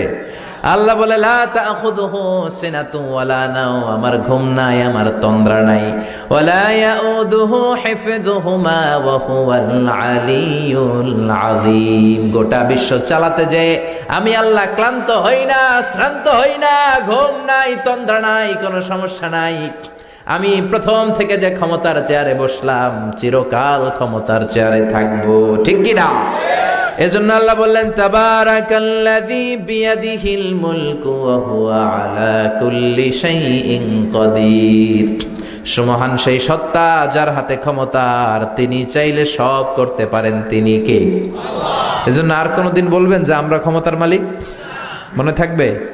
রাজা মেহারের ভাইয়েরা, ক্ষমতার মালিক কে? আর জোরে বলেন।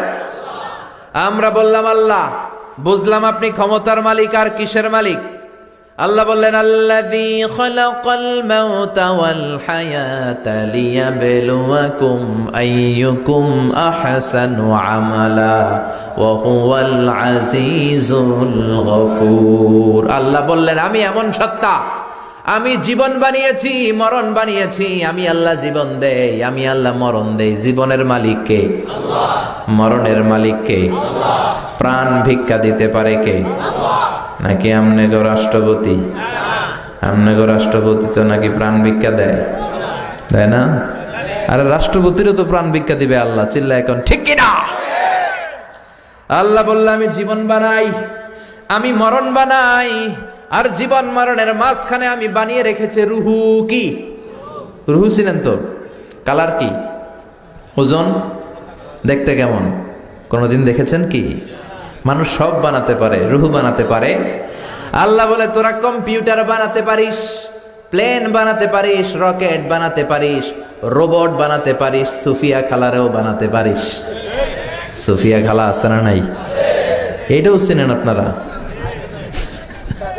ঢাকা আসছে, এটা মেয়ের আকৃতি দেয়া হয়েছে, লিপস্টিক পরিয়েছে, ঠিক কিনা?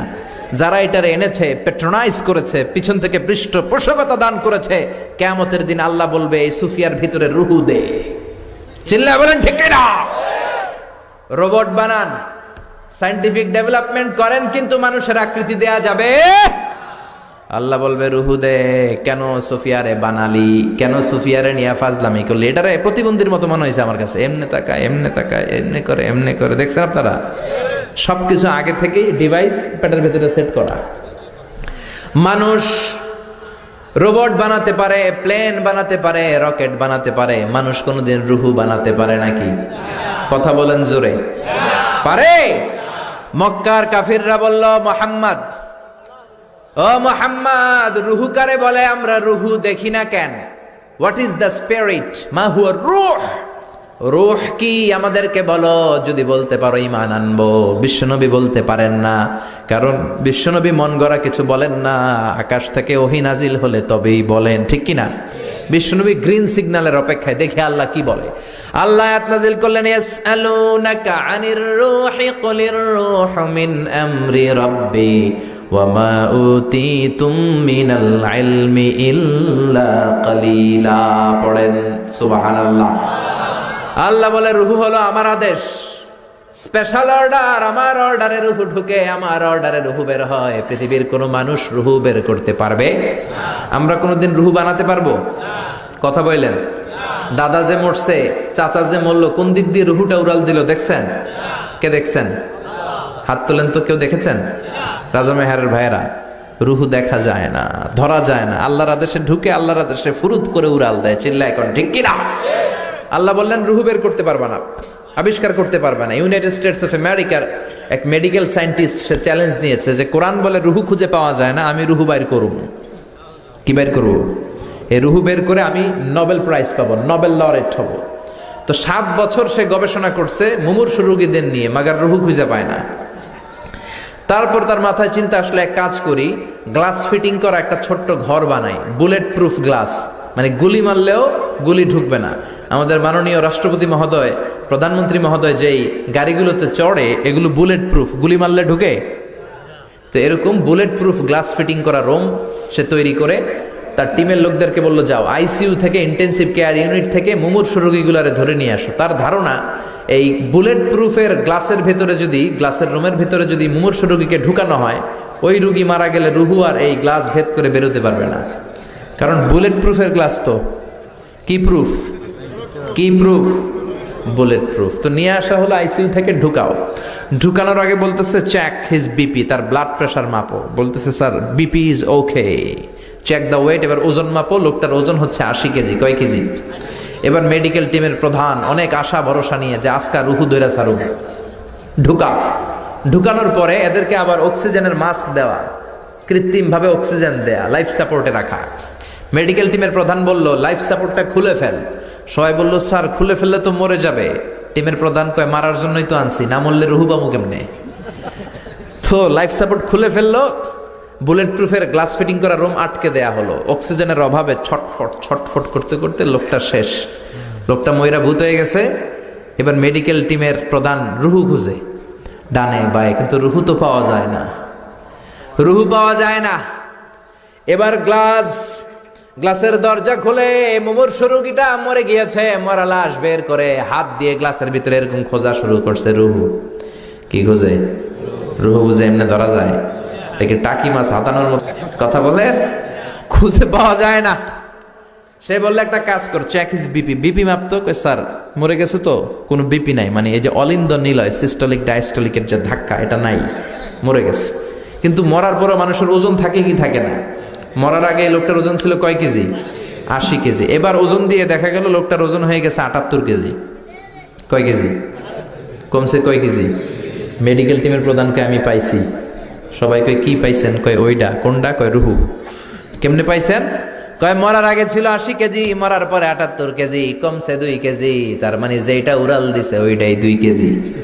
মানে কিছু একটা তো পাইছে, রুহু না পাক, কিছু একটা হিসাব মিলানো গেছে না? তা না হলে মরার আগে 80, মরার পরে 78 হবে কেন? কিন্তু সায়েন্সের সিস্টেম হচ্ছে একটা এক্সপেরিমেন্ট করেই আপনি ফাইনাল জাজমেন্ট দিতে পারবেন, আরো কিছু নমুনা সংগ্রহ করতে হবে।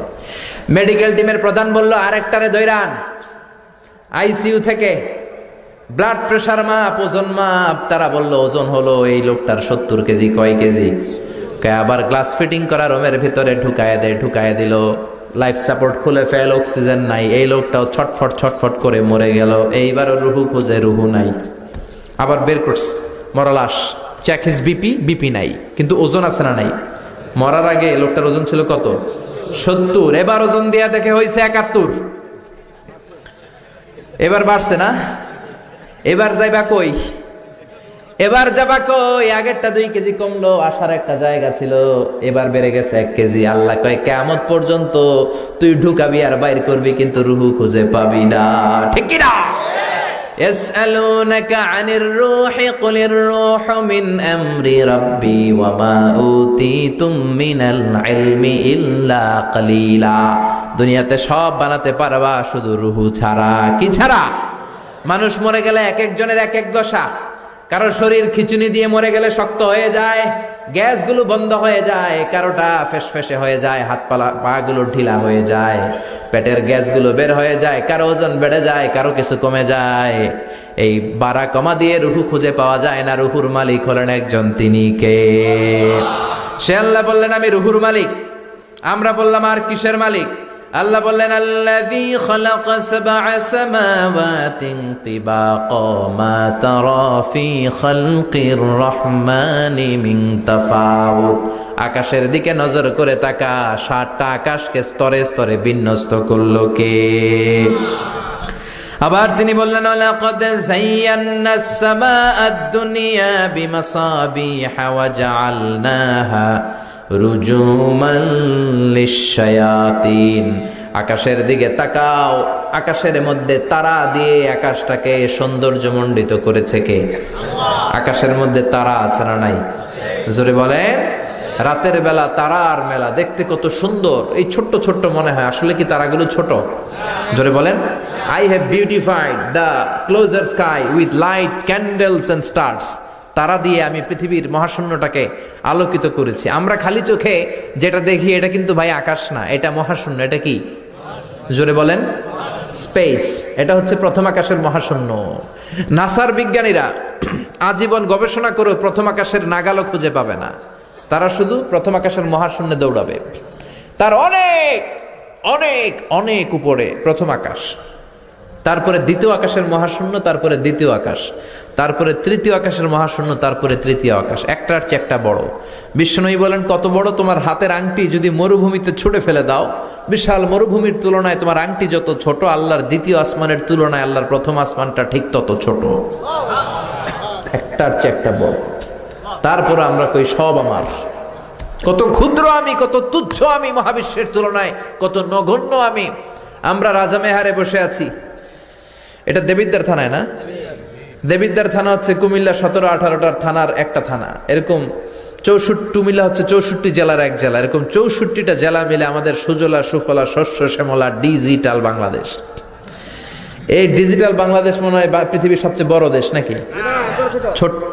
ভারত আমাদের 20 গুণ বড়, কানাডা প্রায় 100 গুণ বড়, রাশিয়া 150-200 গুণ বড় হবে। এরকম 200টা দেশ মিলে পৃথিবীর স্থল 30 ভাগ স্থল, আর 70 ভাগ শুধু হানি আর হানি, শুধু পানি। এই পানি আর স্থল মিলে আমাদের এই পৃথিবীটা সৌরজগতের ছোট্ট সাইজের একটা গ্রহ। যারা সৌরজগৎ নিয়ে কিছু পড়াশোনা করেছেন, কত বড় বড় গ্রহ আছে। বৃহস্পতি নামে একটা গ্রহ আছে, পৃথিবীর চেয়ে অনেক গুণ বড়। এই যে সূর্যের কথাই ধরা যাক, যে সূর্যের আলো পেয়ে আল্লাহ আমাদেরকে আলো দিয়ে বাঁচিয়ে রেখেছেন, এই সূর্যটা পৃথিবীর চেয়ে 13 লক্ষ গুণ বড়। কেন ইমাজিন? আমরা শুধু সুবহানাল্লাহ কইতে পারি, আসলে কি আমরা কল্পনা করতে পারি? আমাদের কল্পনার রেঞ্জের মধ্যে তো এটা আনাই যায় না। 13 লক্ষটা পৃথিবী সূর্যের মধ্যে রাখার জায়গা করে দিয়েছে কে? তার মানে সূর্যই কি বড় তারা? না, এর চেয়ে বড় তারা আছে। ব্যাটেলজিউস নামে একটা তারা আছে, যে সূর্য পৃথিবীর চেয়ে 13 লক্ষ গুণ বড়। ওই ব্যাটেলজিউস তারা আবার সূর্যের চেয়ে 33 কোটি গুণ বড়। তার মানে ব্যাটেলজিউসই কি মহাবিশ্বের সবচেয়ে বড় তারা? না, আরো কত বড় তারা আছে।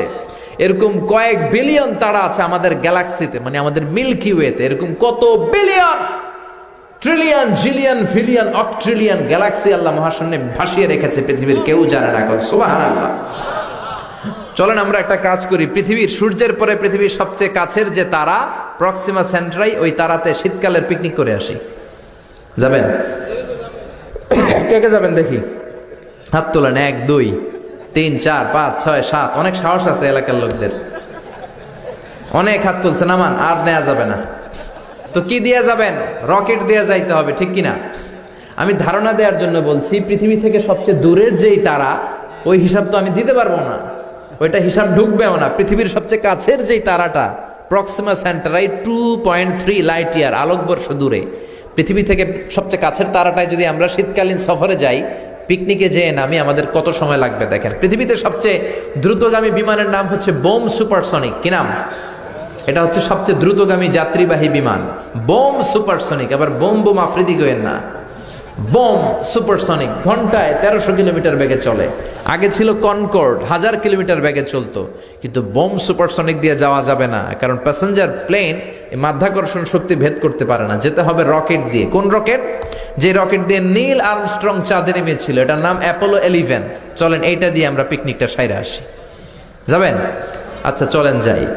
এই রকেটটা সেকেন্ডে চলে 11 কিলোমিটার বেগে, মিনিটে চলে 660 কিলোমিটার বেগে, ঘন্টায় চলে 39,000 কিলোমিটার বেগে।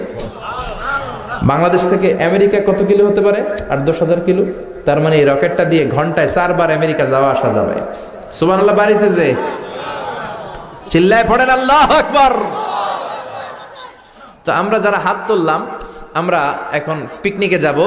পৃথিবীর সবচেয়ে কাছের যেই তারা প্রক্সিমা সেন্ট্রাই, এটাতে অ্যাপোলো 11 নামক রকেটটা দিয়ে, যেই রকেটটা আমাদেরকে 1 ঘন্টায় 39,000 কিলোমিটার দূর নিয়ে যাবে। কত দূর?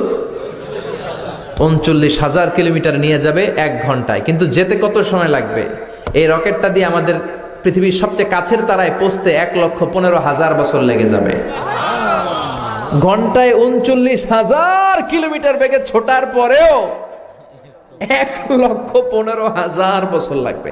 আল্লাহ যদি বলে যা আজহারি, তুই যখন শখ করছিস একটা, তোরে আর যারা হাত তুলছে তোদের সবাই 1,15,000 বছর হায়াত দিয়ে দিলাম। তো যদি দিয়ে দেয় তাহলে আপনারা মরে ভূত হয়ে যাবেন, আমরা যাইতেই থাকবো যাইতেই থাকবো, আমাদের নাতি পুতি সতি লতি ক্ষতি সব মরতে মরতে মরতে মরতে মরতে মরতে মরতে মরতে মরতে মরতে মরতে মরতে মরতে মরতে মরতে মরতে মরতে মরতে 6,000 জেনারেশন মরে যাবে। আমাদের 6,000 প্রজন্ম যখন মরে ভূত, তখন আমাদের নামার সময় হবে। সুবহানাল্লাহ কইতে পারলেন না? গ্রিক সভ্যতার টাইমে যদি কেউ এই সফরটা শুরু করত, আজকে 2018 সালে পুরো সফরের 100%-এর মাত্র 4% কমপ্লিট হতো, আর 96% সফর তাদের বাকি থেকে যেত। যদি গ্রিকদের টাইমে কেউ সফরটা শুরু করত, সুবহানাল্লাহ মুখ দিয়ে বেরোয় না। এজন্য আল্লাহ বললেন ওয়ালাকাদ যায়্যানাস সামাআদ দুনিয়া বিমাসাবিহা ওয়া জাআলনাহা রুজুমান লিশ-শায়াতিন। তোদের প্রথম আকাশের মহাশূন্যে এরকম অনেক বড় বড় তারা দিয়ে আমি আকাশটারে সাজিয়ে রেখেছি। এটা তো সবচেয়ে কাছের তারা। এরপরে আছে আলফা সেন্ট্রাই এ, আলফা সেন্ট্রাই বি, ইটা ক্যারিনা, বেটেলজিউস। এইভাবে কোটি কোটি তারা নিয়ে আমাদের গ্যালাক্সি, এরকম কত কোটি গ্যালাক্সি আছে বিজ্ঞানীরা নিজেও জানে না। চিল্লায় কোন আল্লাহু আকবার। এরপরে প্রথম রুকুর শেষে আল্লাহ বললেন ওয়াসিররু কাওলাকুম আও ইজহারু বিহি ইন্নাহু আলিমুম বিযাতিস সুদূর। তোমরা আস্তে বলো কিংবা জোরে বলো, সব কথাগুলো শোনে কে? আল্লাহ। কেউ যেটা শোনে না, শোনে কে? আল্লাহ। দরজা বন্ধ করে, জানালা বন্ধ করে, লাইট বন্ধ করে ঘরের ভেতরে জুলুম করলেন, অন্যায় করলেন, পাপ করলেন, কেউ দেখে নাই, দেখলো কে? আল্লাহ। বিশ্বাস হয়? একটু সন্দেহ সন্দেহ লাগে নাকি? সব তিনি দেখে। লা তুদ্রিকুল আবসার ওয়া হুয়া ইউদ্রিকুল আবসার ওয়া হুয়াল লাতীফুল খাবীর। ওমিয়া পুলিশের চোখ ফাঁকি দেয়া যায় কি যায় না? র্যাবের চোখ, দুদকের কর্মকর্তার চোখ, ইনকাম ট্যাক্সের অফিসারের চোখ, বিমানবন্দরে কাস্টমস অফিসারের চোখ, পরীক্ষার হলে ম্যাজিস্ট্রেটের চোখ, কিন্তু আমার আল্লাহর চোখ ফাঁকি দেয়া যায়? কথা বলে। এই সপ্ত আকাশের উপরে সিদরাতুল মুনতাহা, তার উপরে ফেরেশতাদের কেবলা বাইতুল মামুর, তার উপরে কোরআনের বাড়ি লৌহে মাহফুজ, তার উপরে আল্লাহর আরশ, তার উপরে আল্লাহর কুরসি, তার উপরে আল্লাহর 70,000 নূরের পর্দা। এত উপর থেকে সপ্ত জমিনেরও নিচে নীরবে নিঃশব্দে কোনো পিঁপড়া বা পিপিলিকা যদি হেঁটে যায়, আল্লাহ এই পিঁপড়ার পায়ের হাঁটার শব্দটাও শুনতে পায়। এজন্য আল্লাহ বলে কেউ না দেখলেও একজন দেখে, তিনি কে? এরপরে আল্লাহ বললেন আওয়ালাম ইয়ারা ইলা তাইরি ফাওকাহুম সাফাতিন ওয়া ইয়াকবিদ মা ইউমসিকুহুন্না ইল্লার রহমান ইন্নাহু বিকুল্লি শাইইন বাসীর। পড়েন সুবহানাল্লাহ। আল্লাহ বলে মানুষগুলো কেমন করে নাস্তিক হয়, এত এত নিদর্শন আমি কোরআনের মধ্যে সূরা মুলকের মধ্যে রেখে দিলাম। এগুলো জানার পরে, পড়ার পরে, বোঝার পরে কেমন করে মানুষগুলো নাস্তিক হয়। মানুষগুলো কি পাখির দিকে তাকায় না? আওয়ালাম ইয়ারাউ ইলা তাইর ফাওকাহুম সাফাতিন ওয়া ইয়াকবিদনা। যেই পাখিগুলো ডানা মেলে বেড়ায়, আবার ডানা ঝাপটায়, পাখির দিকে যদি কেউ নজর করে তাকায়, পাখি নিয়ে যদি গবেষণা করে, ও আর জীবনে নাস্তিক থাকতে পারে? কত ধরনের পাখি যে আল্লাহ বানালেন, আপনি অবাক হয়ে যাবেন। আর কত জায়গায় যে আল্লাহ কোরআনে পাখির কথা বলে, পাখির নিদর্শন দিয়ে আমাদের মস্তিষ্কের জট খুলতে চেয়েছেন, আপনি অবাক হয়ে যাবেন। হাজার রকমের পাখি মহাবিশ্বে তৈরি করেছে কে? পাখির দিকে তাকালে আপনি বুঝবেন পাখির একজন মালিক, পাখির একজন রব আছে না নাই? আলপিন সুইফট নামে আল্লাহ একটা পাখি বানিয়েছেন, সাউথ ইউরোপে পাওয়া যায়। এটাকে তারা বলে সুইফট বার্ড। এই পাখিটা একবার যখন শূন্যে উড়াল দিতে শুরু করে, টানা 8 মাস উড়ন্ত অবস্থায় শূন্যে থাকে। আবার জমিনে নেমে আসলে কাজ সেরে আবার উড়াল দিলে আবার 8 মাস। হামিং বার্ড নামে একটা পাখি আছে নর্থ আমেরিকাতে, নাম শুনে থাকবেন। পৃথিবীর সবচেয়ে ছোট্ট পাখি। এটার প্রাপ্ত বয়স যখন হয় মাত্র 3 ইঞ্চি এটার সাইজ হয়। এই পাখিটা পৃথিবীর সব পাখি সামনের দিকে উড়ে। এই পাখি সামনে যেমনি উড়ে, অ্যাট দ্য সেম টাইম পিছনের দিকে উঠতে পারে। এই পাখিটা তার প্রতি সেকেন্ডে ডানা ঝাপটায় 80 বার। কয়বার? আপনি 1 সেকেন্ডে আপনার 2 হাত ঝাপটাতে পারবেন কয়বার? কথা কয় না। আমি 5টা ঝাপটানি মারতেই তো আমার 1 সেকেন্ড শেষ, কিন্তু এই পাখিটা 1 সেকেন্ডে ডানা ঝাপটাতে পারে 80 বার। সুবহানাল্লাহ কইতে মন চায় না? হোমা বার্ড নামে একটা পাখি আছে, যে পাখি উড়ন্ত অবস্থায় ডিম পেড়ে দেয়, আর ওই ডিম জমিনে পড়ার আগেই ডিম ফুটে বাচ্চা বের হয়ে ওই বাচ্চা উঠতে শুরু করে দেয়। এজন্য আল্লাহ বললেন আওয়ালাম ইয়ারা ইলাত তায়র, নাস্তিকগুলোকে পাখির দিকে তাকায় না। পাখি কেমন করে ডানা ঝাপটায়, কেমন করে ফ্লাই করে, কেমন করে টেক অফ করে, কেমন করে ল্যান্ডিং করে। পাখির ভেতরেও আমি আল্লাহর নিদর্শন আছে না নাই? পাখি নিয়ে গবেষণা করলে কেউ নাস্তিক থাকতে পারে না। কারণ পাখি, একে আরবিতে বলে আত-তায়র, আর বিমানকে আরবিতে কি বলে? তায়র, তায়রান, সেম থিং। পাখি আরবি যা, বিমান আরবিও তা। Birds and aeroplane maintain the same flying mechanism while flying. পাখি এবং বিমান যখন আকাশে উড়ে একই সিস্টেমে উড়ে, পদ্ধতি একটাই। এজন্য আল্লাহ পাখির দিকে নিদর্শন দিয়ে, ইঙ্গিত দিয়ে বললেন, পাখি নিয়ে কি তোরা গবেষণা করিস না? আমরা এই পাখি নিয়ে গবেষণা করি নাই। এই পাখির উপর গবেষণা করে বিমান আবিষ্কার হয়েছে, এয়ারক্রাফট আবিষ্কার হয়েছে। কিন্তু আফসোসের বিষয় আমরা করতে পারি নাই, করছে খ্রিস্টান, ইহুদিরা। 2 ভাই, উইলভার রাইট অর উইল রাইট, 1903 সালে তারা পাখি নিয়ে গবেষণা শুরু করলো। পাহাড়ের মধ্যে শুয়ে শুয়ে খালি ছবি আঁকে, কেমনে পাখিটা ডানা মেলে, কেমনে ডানাগুলো ঝাপটা মারে, কেমনে টেক অফ করে, কেমনে নামে। গবেষণা করতে করতে করতে করতে 2 ভাই প্লেন বানায় ফেললো। সুবহানাল্লাহ বেড় না?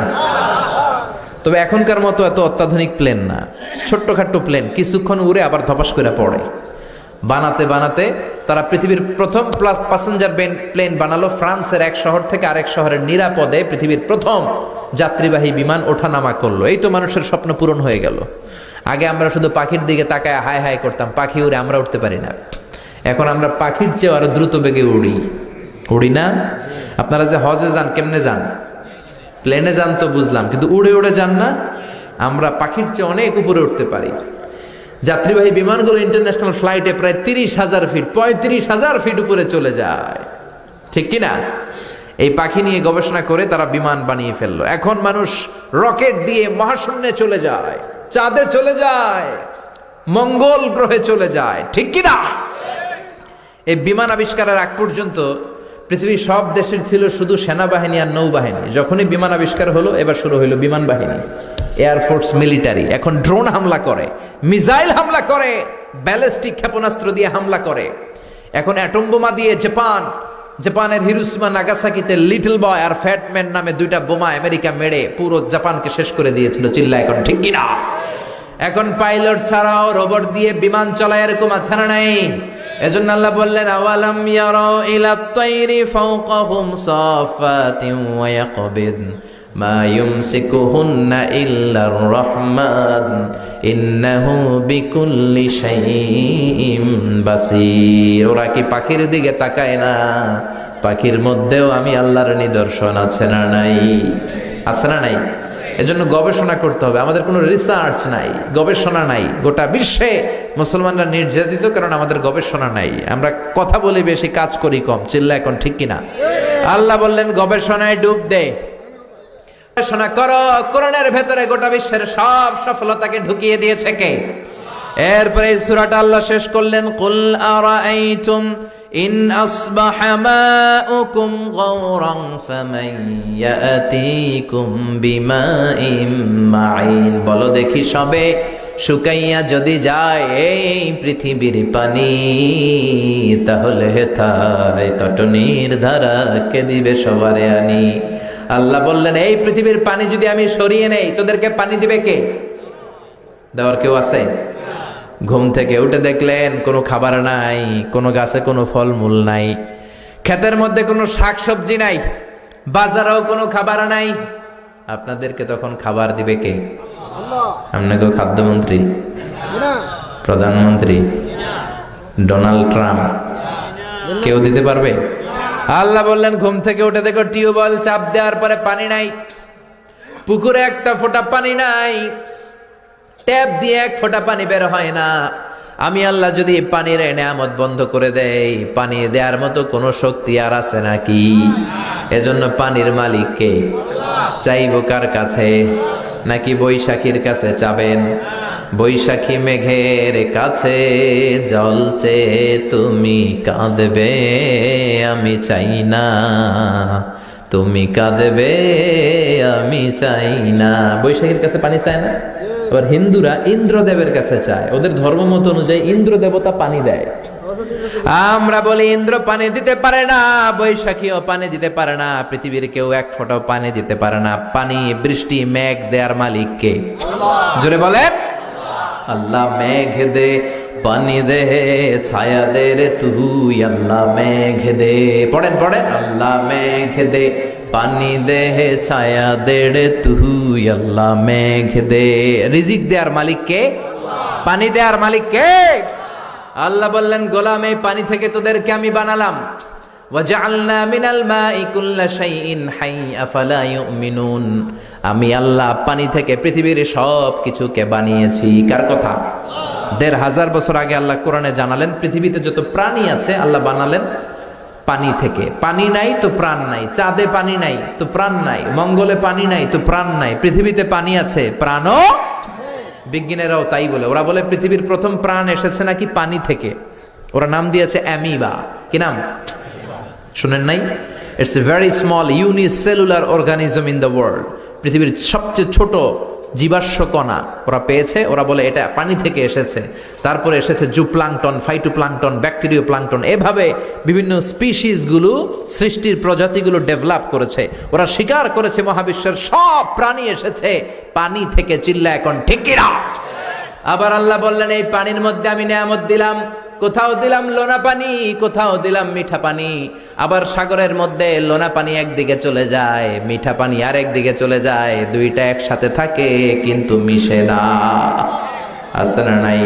মারাজাল বাহরাইনি ইয়ালতাকিয়ানি বাইনাহুমা বারযাখুল লা ইয়াবগিয়ান ফাবিআইয়ি আলাই রাব্বিকুমা তুকাল্লিবান। দুই দরিয়া আমি বইয়ে দিলাম। এক দরিয়ার পানি একটু স্পষ্ট স্ফটিক স্বচ্ছ, আর একটা একটু ঘোলাটে, আর একটা কালো। দুইটা সাগর একসাথে লেগে আছে কিন্তু একটার পানি আর একটার সাথে মিশে না। মাঝখানে অদৃশ্য দেয়াল দিয়ে রাখলো কে? জোরে বলে। আবার বাংলার জমিনে শত শত নদী আল্লাহ দিলেন, মিঠা পানির নদী। আমাদের নদীগুলা যদি লোনা পানির নদী হতো, আমাদের ফলমূল গুলা, গাছগুলা বাঁচত নাকি? মিঠা পানির নদী দিয়ে আমাদেরকে ধন্য করলো কে?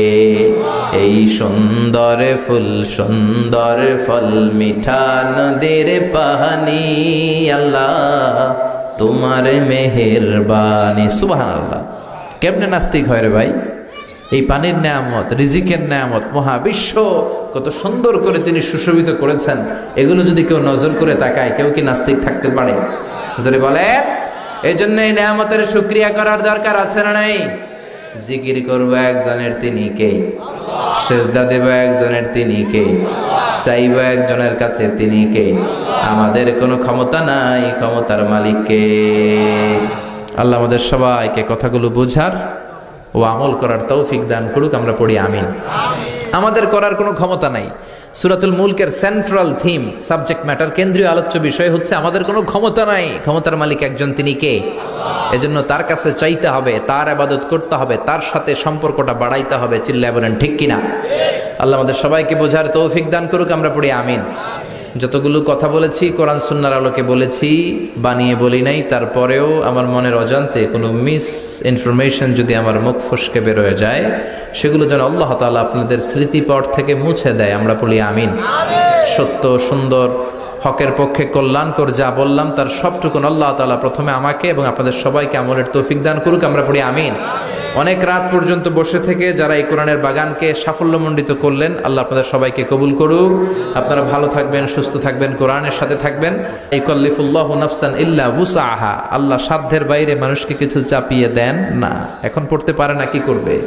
চেয়ারেও যদি বসতে না পারে শুয়ে শুয়ে পড়বে, শুয়ে না পারলে ইশারায় পড়বে। নামাজ কখনো মাফ নাই, বসতে পারবে। তবে চেয়ারে নামাজ পড়ার নতুন একটা ট্র্যাডিশন চালু হয়ে গেছে, এখন সব মসজিদে মসজিদে চেয়ার। অনেকে কয় ওনার জন্য চেয়ার থাকলে আমার লাইগা থাকবো না কেন? আছে না নাই? আমি কি কম টাকার মালিক নাকি? আমি কি মসজিদে কম টাকা দিছি নাকি? আমার বাপে কি কম বড় লোক আছিল নাকি? আমগো খানদান কি কম বড় নাকি? এরকম টেনশন আছে না নাই? না, এগুলো না। আপনি অপারক, পারেন না, কি করবেন? আল্লাহ মাফ করে দিবে। আল্লাহ বোঝার তৌফিক দান করুন। আর কোনো কথা নাই? আল্লাহুম্মা আমিন। ইয়া রাব্বি লাকাল হামদু কামা ইয়ানবাগি লিজালালি ওয়াজহিকা ওয়া আযীমি সুলতানিক। লাকাল হামদু বিল ঈমান, লাকাল হামদু বিল ইসলাম, লাকাল হামদু বিল কুরআন। রব্বানা যালামনা আনফুসানা ওয়া ইন লাম তাগফির লানা ওয়া তারহামনা লানাকুনান্না মিনাল খাসিরিন। ربنا آتنا في الدنيا حسنة وفي الآخرة حسنة وقنا عذاب النار। ও জান্নাতের মালিক, জাহান্নামের মালিক, আমরা তোমার কাছে জান্নাত চাই, জাহান্নাম থেকে পানাহ চাই। ও আকাশের মালিক, বাতাসের মালিক, পাহাড়ের মালিক, সাগরের মালিক, তোমার পাহাড় সাগর সবকিছুর তুলনায় আমাদের হাত দুইটা একেবারেই ছোট্ট রে আল্লাহ। ছোট্ট দুটি হাত পেতে বুক ভরা আশা নিয়ে তোমার দরবারে ভিক্ষুকের মতো চেয়ে রইলাম। আমাদের হাত দুইখানা কবুল আর মঞ্জুর করে নাও। আমরা সবাই গুনাহগার, গুনাহ আমাদের বেশুমার। আকাশের নিচে, জমিনের উপরে আমাদের চেয়ে বড় গুনাহগার আর কেউ নাই। এমন কোন গুনাহ নাই আমরা করি নাই। সগীরা কবিরা, জেনে না জেনে, ইচ্ছায় অনিচ্ছায় বন্ধুর পাল্লায় পড়ে, শয়তানের ধোকায় পড়ে লাখো লাখো কোটি কোটি গুনাহ করেছি। আজকের এই কোরআনের মাহফিলে সব গুনাহ থেকে তওবা করলাম। আমাদের তওবা তুমি কবুল করে দাও। আমাদের আব্বা আম্মা, দাদা দাদি, নানা নানি, চাচা চাচি, খালা খালো, মামা মামি, শ্বশুর শাশুড়ি, পাড়া প্রতিবেশী, আত্মীয় স্বজন, দেশি খেসি, সবাইকে তুমি মাফ করে দাও। আমাদের যত আত্মীয় স্বজন 3.5 হাত কবরের বাসিন্দা, প্রত্যেকের কবরগুলারে জান্নাতের বাগান বানিয়ে দাও। মাবুদ রে, সূরাতুল মুলকের আলোকে আমরা জানলাম আমাদের কোনো ক্ষমতা নাই, সব ক্ষমতার মালিক তুমি আল্লাহ। আমাদের কোনো কুদরত নাই, ক্ষমতা নাই, পাওয়ার নাই, সব পাওয়ারের মালিক তুমি আল্লাহ। তুমি রিজিক দিয়ে, নেয়ামত দিয়ে, রহমত দিয়ে, বরকত দিয়ে আমাদের জীবনটাকে ধন্য করেছো। তোমার রিজিক যদি তুমি বন্ধ করে দাও, এই পৃথিবীতে একদিন বাঁচার কোনো ক্ষমতা আমাদের নাই। তুমি পানির নেয়ামত যদি বন্ধ করে দাও, রব্বুল আলামিন, এক ফোঁটা পানি কৃত্রিম ভাবে বানানোর কোনো সুযোগ আমাদের নাই। আমাদের সবাইকে মাফ করে দিয়ে তুমি কবুল আর মঞ্জুর করে দাও। রব্বুল আলামিন, যারা টাকা দিয়ে, পয়সা দিয়ে, বুদ্ধি দিয়ে, পরামর্শ দিয়ে আজকের এই কোরআনের বাগানটারে সফল করলো, কিয়ামতের দিন কঠিন মুসিবতের কালে আজকের এই মাহফিলটারে তুমি আমাদের নাজাতের ওসিলা বানিয়ে দাও। রব্বুল আলামিন, আমার ভাইয়েরা যারা চাকরি করে চাকরিতে বরকত দাও, যারা ব্যবসা করে ব্যবসায় বরকত দাও, যারা দেশের বাইরে প্রবাস জীবন কাটায় সহি সালামতে থাকার তৌফিক দাও। যাদের কাঁধে ঋণের বোঝা, ঋণ হালকা করে দাও। যাদের ঘরে উপযুক্ত বিয়ের উপযুক্ত মেয়ে আছে, সৎ পাত্রের ব্যবস্থা করে দাও। যেই ঘরে বেকার ছেলে আছে, কর্মসংস্থানের ব্যবস্থা করে দাও। আমাদের মধ্য থেকে যারা অসুস্থ তাদেরকে সুস্থ করে দাও। তুমি ছাড়া মহাবিশ্বের কেউ আর সুস্থ করার ক্ষমতা রাখে না। অনেকে দুরারোগ্য ব্যাধিতে আক্রান্ত আমাদের কাছে দোয়া চায়। রব্বুল আলামিন, আমাদের সব অসুস্থ ভাইদেরকে তুমি সুস্থ করে দাও। 5 ওয়াক্ত সালাত জামাতের সাথে আদায় করার তৌফিক দাও। এলাকার যুবকদেরকে সাইয়েদনা ওমরের মতো, আমির হামজার মতো কোরআনের বীর সেনানী হিসেবে কবুল করে নাও। এলাকার মা বোনদেরকে সাইয়্যিদাতুনা খাদিজার মতো, মা আয়েশার মতো, বিশ্বনবীর কন্যা ফাতেমার মতো কবুলারে মঞ্জুর করে দাও। আমাদের ছেলে মেয়েগুলারে মানুষের মতো মানুষ বানাও, আমাদের ফ্যামিলিগুলারে জান্নাতি বানাও। এই হাফিজি মাদ্রাসাটাকে তুমি কবুল করে নাও। দেশ জয়ী বিশ্ববরেণ্য হাফেজে কোরআন এই মাদ্রাসা থেকে তুমি বের করে দাও। এলাকার উপর তুমি তোমার খাস রহমত আর বরকত নাজিল করো। মাবুদ রে, মাহফিলের প্যান্ডেলে ঢুকার সময় যেমনি ফেরেশতা দিয়ে আমাদের কাঁধ থেকে গুনার বোঝা তুমি নামিয়ে রেখেছিলা, মাহফিলের প্যান্ডেল থেকে এখন বের হওয়ার সময় ওই গুনার বোঝা তুমি আর কাঁধে তুলে দিও না। আমাদের সবাইকে তুমি মাফ করে দাও, আমাদের মোনাজাত কবুল করে নাও। কোন ভাইয়ের মনে কোন নেক মাকাসে দামি জানি না, তোমার জানার বাকি নাই।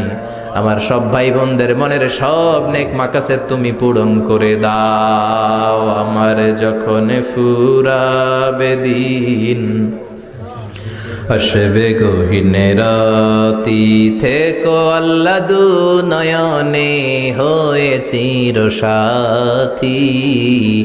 আসবে গহীনে রাতি, রব্বুল আলামিন ক্ষণস্থায়ী দুনিয়াতে যতদিন বাঁচবো কোরআন সুন্নাহ অনুযায়ী জীবন পরিচালনা করতে পারি তৌফিকে দাও। তোমার গোলামের মতো বাঁচার তৌফিকে দাও। আর মৃত্যুর পূর্ব মুহূর্তে বিশ্বনবীর শেখানো ওই মধুর কালিমাটুকুন জপতে জপতে ঈমান নিয়ে যেন আমরা সবাই বিদায় নিতে পারি। লা ইলাহা ইল্লাল্লাহু মুহাম্মাদুর রাসূলুল্লাহ সাল্লাল্লাহু